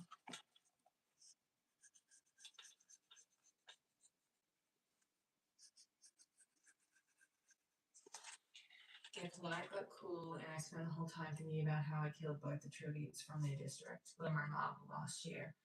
And stopped mid-sentence to highlight this. Sorry. Moving on. And that they probably knew them and might even have been their mentors. Both my hammock and my attempt to connect with them are mediocre at best. I joined Envari at sword training and exchanged a few comments, but it's clear neither of us wants to team up. Finnick appears again when I'm picking up fishing chips, but mostly just to introduce me to Max, an elderly woman who's also from District 4.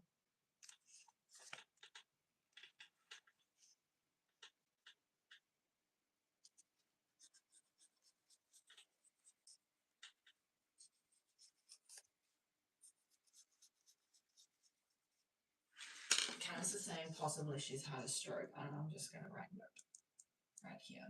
She was tortured.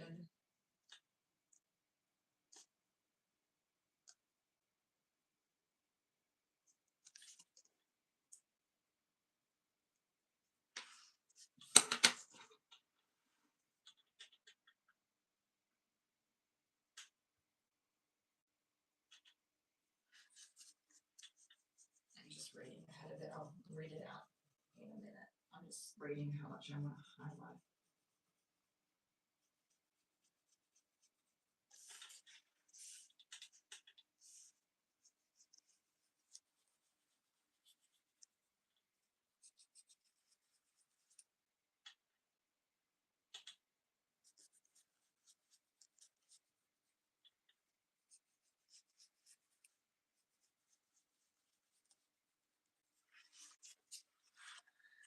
Finnick appears again when I'm picking up fishing tips, but mostly just to introduce me to Maddox, the elderly woman who's also from District 4. Between her district accent and her garbled speech, possibly she's had a stroke. I can't make out more than one in 4 words, but I swear she can make a decent fish hook out of anything. A thorn, a wishbone, an earring. After a while, I tune out the trainer and simply try to copy whatever Max does. When I make a pretty good hook out of a bent nail and fasten it to some strands of my hair, she gives me a toothless smile and an unintelligible comment I think might be praise.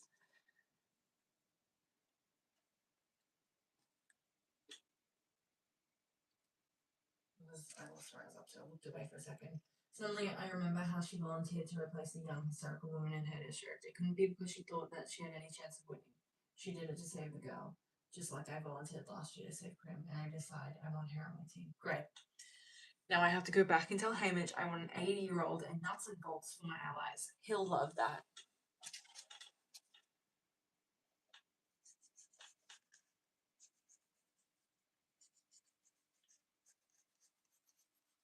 I'm going to write a little annotation here about Hamish.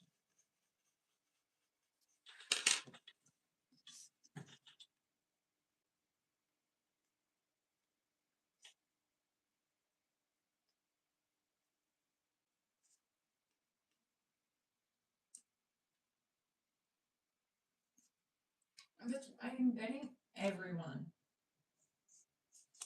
is having flashbacks, just talking to Katniss and being like, all the older tributes that saw the 50th games. They're like, this one, exactly like Hamish.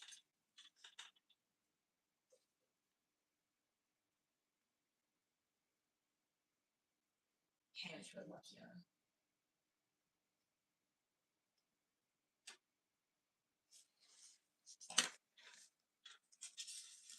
So I give up trying to make friends and go over to the archery range for some sanity. It's wonderful there, getting to try out all the different bows and arrows, the trainer attacks, seeing that the standing targets offer no challenge for me begins to launch these. This is very different to the movie, but still draws in a crowd. Begins to launch these silly fake birds high into the air for me to hit. At first it seems stupid, but it turns out to be kind of fun. Much more like hunting a moving creature. Since I'm hitting everything he throws up, he starts increasing the number of birds he sends airborne. I forget the rest of the gem and the victors and how miserable I am and lose myself in the shooting. Then I managed to take down 5 birds in 1 round. I realize it's so quiet I can hear each one hit the floor. I turn and see the majority of the victors have stopped to watch me. Their faces show everything from envy to hatred to admiration.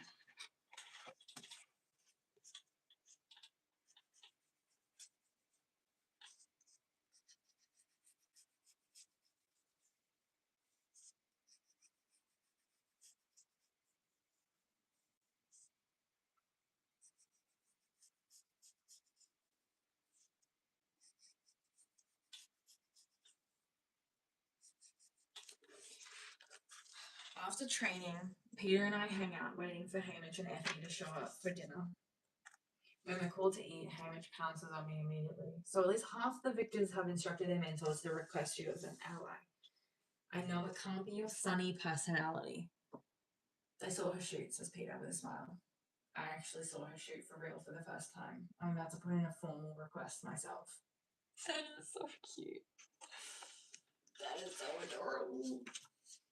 My standards are high for men because of Peter.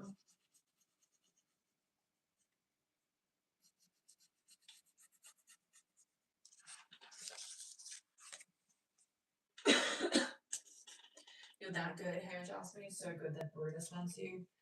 I shrug. But I don't want Brutus. I want Mags and District 3. Of course you do. Hamish sighs and orders a bottle of wine. I'll tell everybody you're still making up your mind.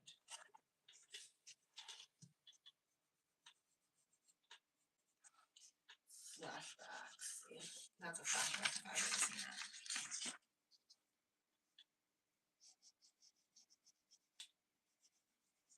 He needs that alcohol for his flashbacks to his games.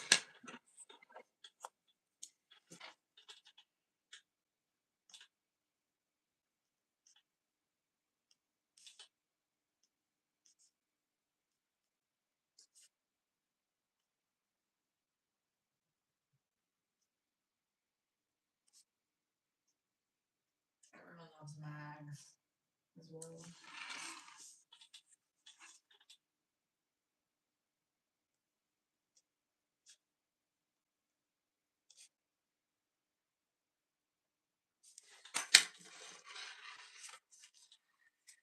After my shooting exhibition, I still get teased some, but I no longer feel like I'm being mocked. In fact, I feel as if I've somehow been initiated into the victor's circle.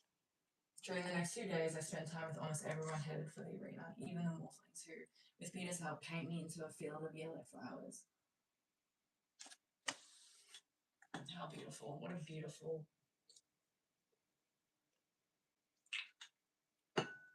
It's a very beautiful imagery there.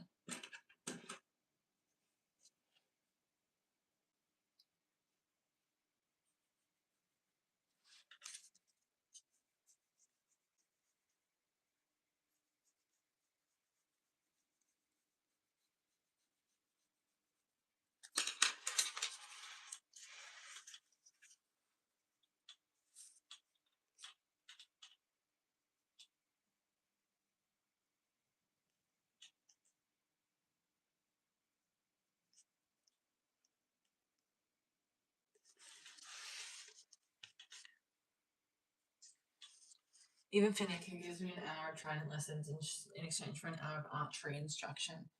And the more I come to know these people, the worse it is, because on the whole, I don't hate them. It's some I like, and a lot of them are so damaged that my natural instinct would be to protect them.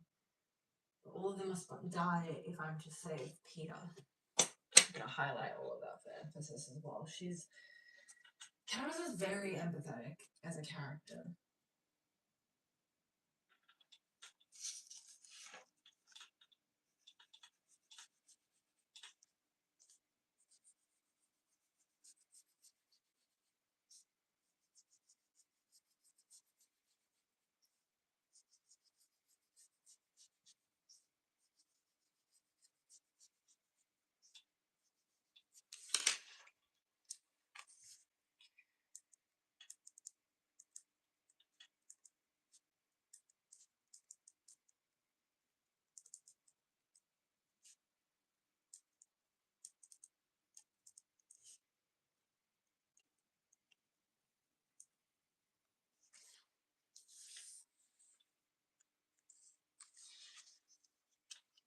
The final day of our training ends with our private sessions. We each get 15 minutes before the game makers to amaze them with our skills, but I don't know what any of us might have to show them. There's a lot of kidding about it at lunch, what we might do, sing, dance, strip, tell jokes. I know that one strip that's coming from Joanna. Mags, who I can understand a little better now, decides she's just going to take a nap. I don't know what I'm going to do. If she tomorrow is a yes, Hamish should surprise them if we could, but I'm fresh out of ideas.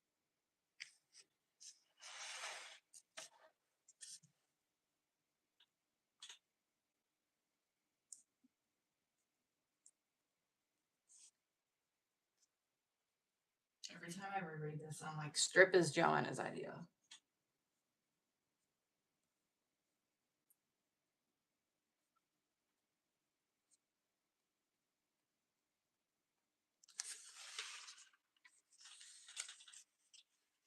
As a girl from 12, I'm scheduled to go last. The dining room gets quieter and quieter as the tributes file out to go and perform. It's easier to keep up with the irreverent, invincible manner we've all adopted when there are more of us. As people disappear through the door, all I can think of is that they have a matter of days to live. Peter and I finally left alone. He reaches across the table to take my hands. Decided what to do for the game makers. Yeah, I shake my head. I can't really use them for target practice this year with the force field up and all. Maybe make some fish hooks. What about you? Not a clue. I keep wishing I could bake a cake or something, he says. Do some more camouflage, I suggest. If the Morphlings had left me anything to work with, he says wryly, they've been glued to that station since training started. We sit in silence a while and then I blurt out the thing that's both on our minds. How are we going to kill these people, Peter? I don't know. He lays his forehead down on our entwined hands.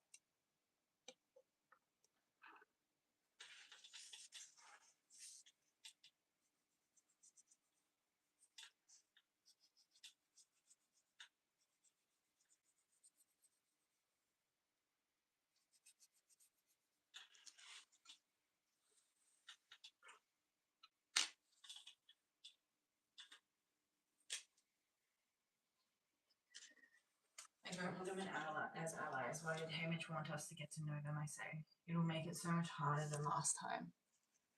Except for Rue, maybe. But I guess I never really could have killed her anyway. She was just too much like them. Peter looks up at me, his brow creased and thought it off. He's decided what he's going to do.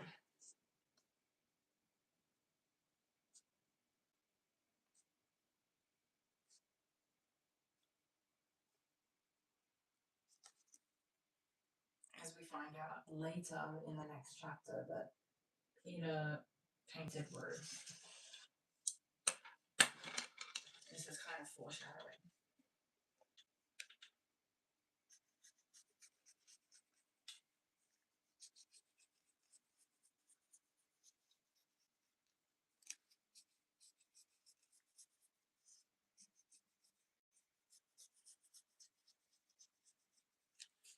Her death was the most despicable, wasn't it? I mean, I would argue that maybe Billy's death. I mean, I haven't seen it, but Billy's death, Ampert's death, anything in the 50th Hunger Games was way worse. Hamish, as everyone in the fandom has been saying, doesn't drink enough. Anywhere near enough. None of them were very pretty, I say, thinking of glimmers and Kato's ends. They call Peter, so I wait by myself. 15 minutes pass and half an hour. It's close to 40 minutes before I'm called. I know they were stressed. I know the game makers were stressed after Peter's session.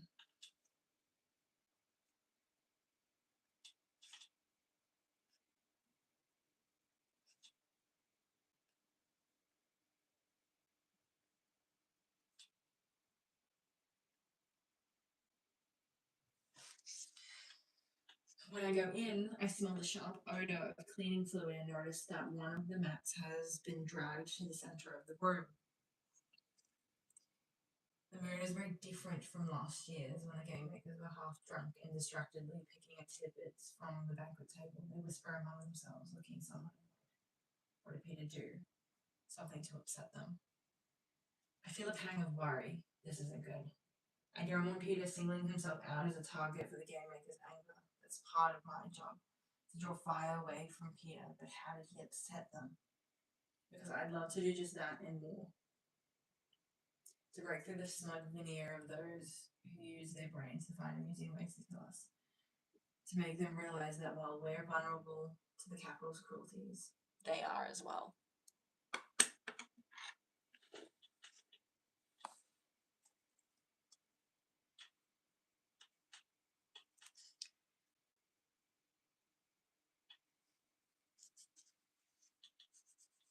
Trying to figure out what part to highlight.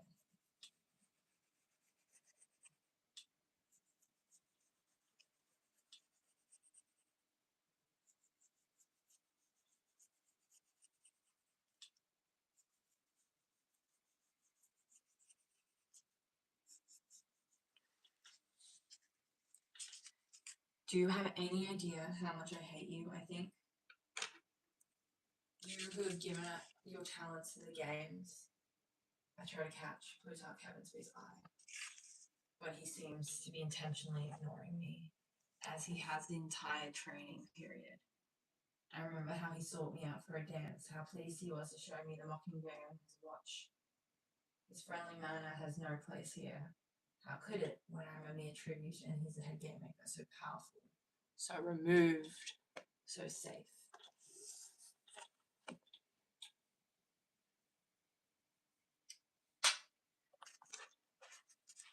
We know Plutarch's a part of the rebellion as well, so why is he ignoring Katniss?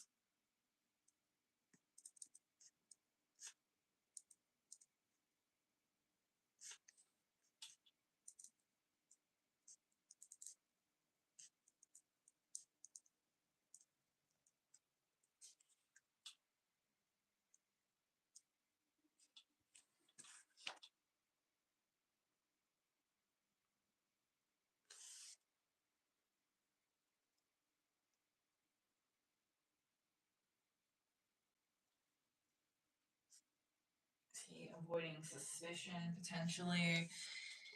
Is he potentially...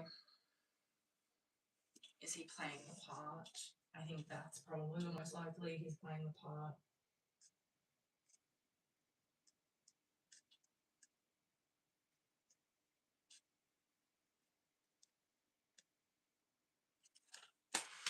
Yeah, I like a bit of this.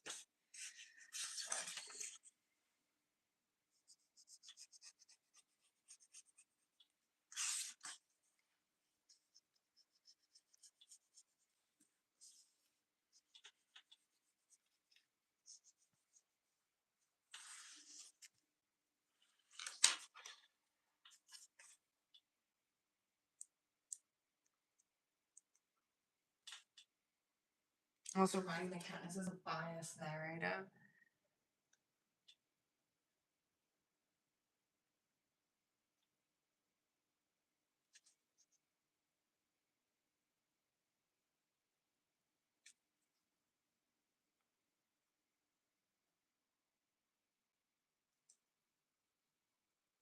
She doesn't know Plutarch's true intentions, is what I'm writing.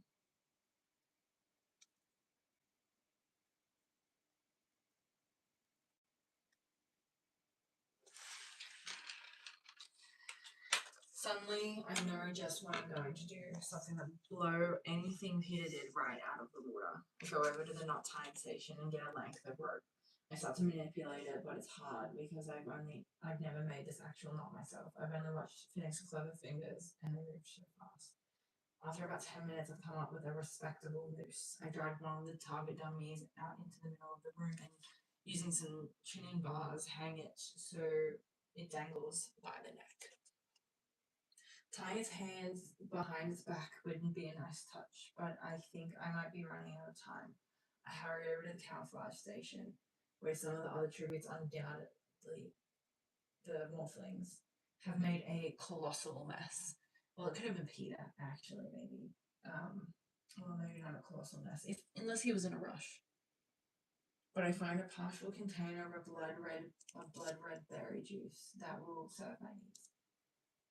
The flesh-colored fabric of the dummy skin makes a good absorbent canvas. I carefully finger paint the words on its body, concealing them from view. Then I step away quickly to watch the reaction on the game maker's faces as I read the name on a dummy. Seneca and Crane. Chapter 17. We've annotated so much of this. I have. You guys have simply watched. I've done so much of this book, though. Have a look at that. How much we have left? Not a lot. Well, still quite a bit, actually, but more than halfway through, which is pretty good, actually. I'm not annotating chapter 17 in this stream. That will be on Tuesday's stream. I'm going to annotate chapter 17 and 18. I wonder how long it is before we leave. Okay, so it's the end of part 2 is essentially what we're annotating. And then we know. I think we also end off this. Oh, yeah, that's when they go into the arena. 317, man, I'm not good enough in math for this. 10, 20, Wait, is this? Yeah, that doesn't seem like enough. 317. 30.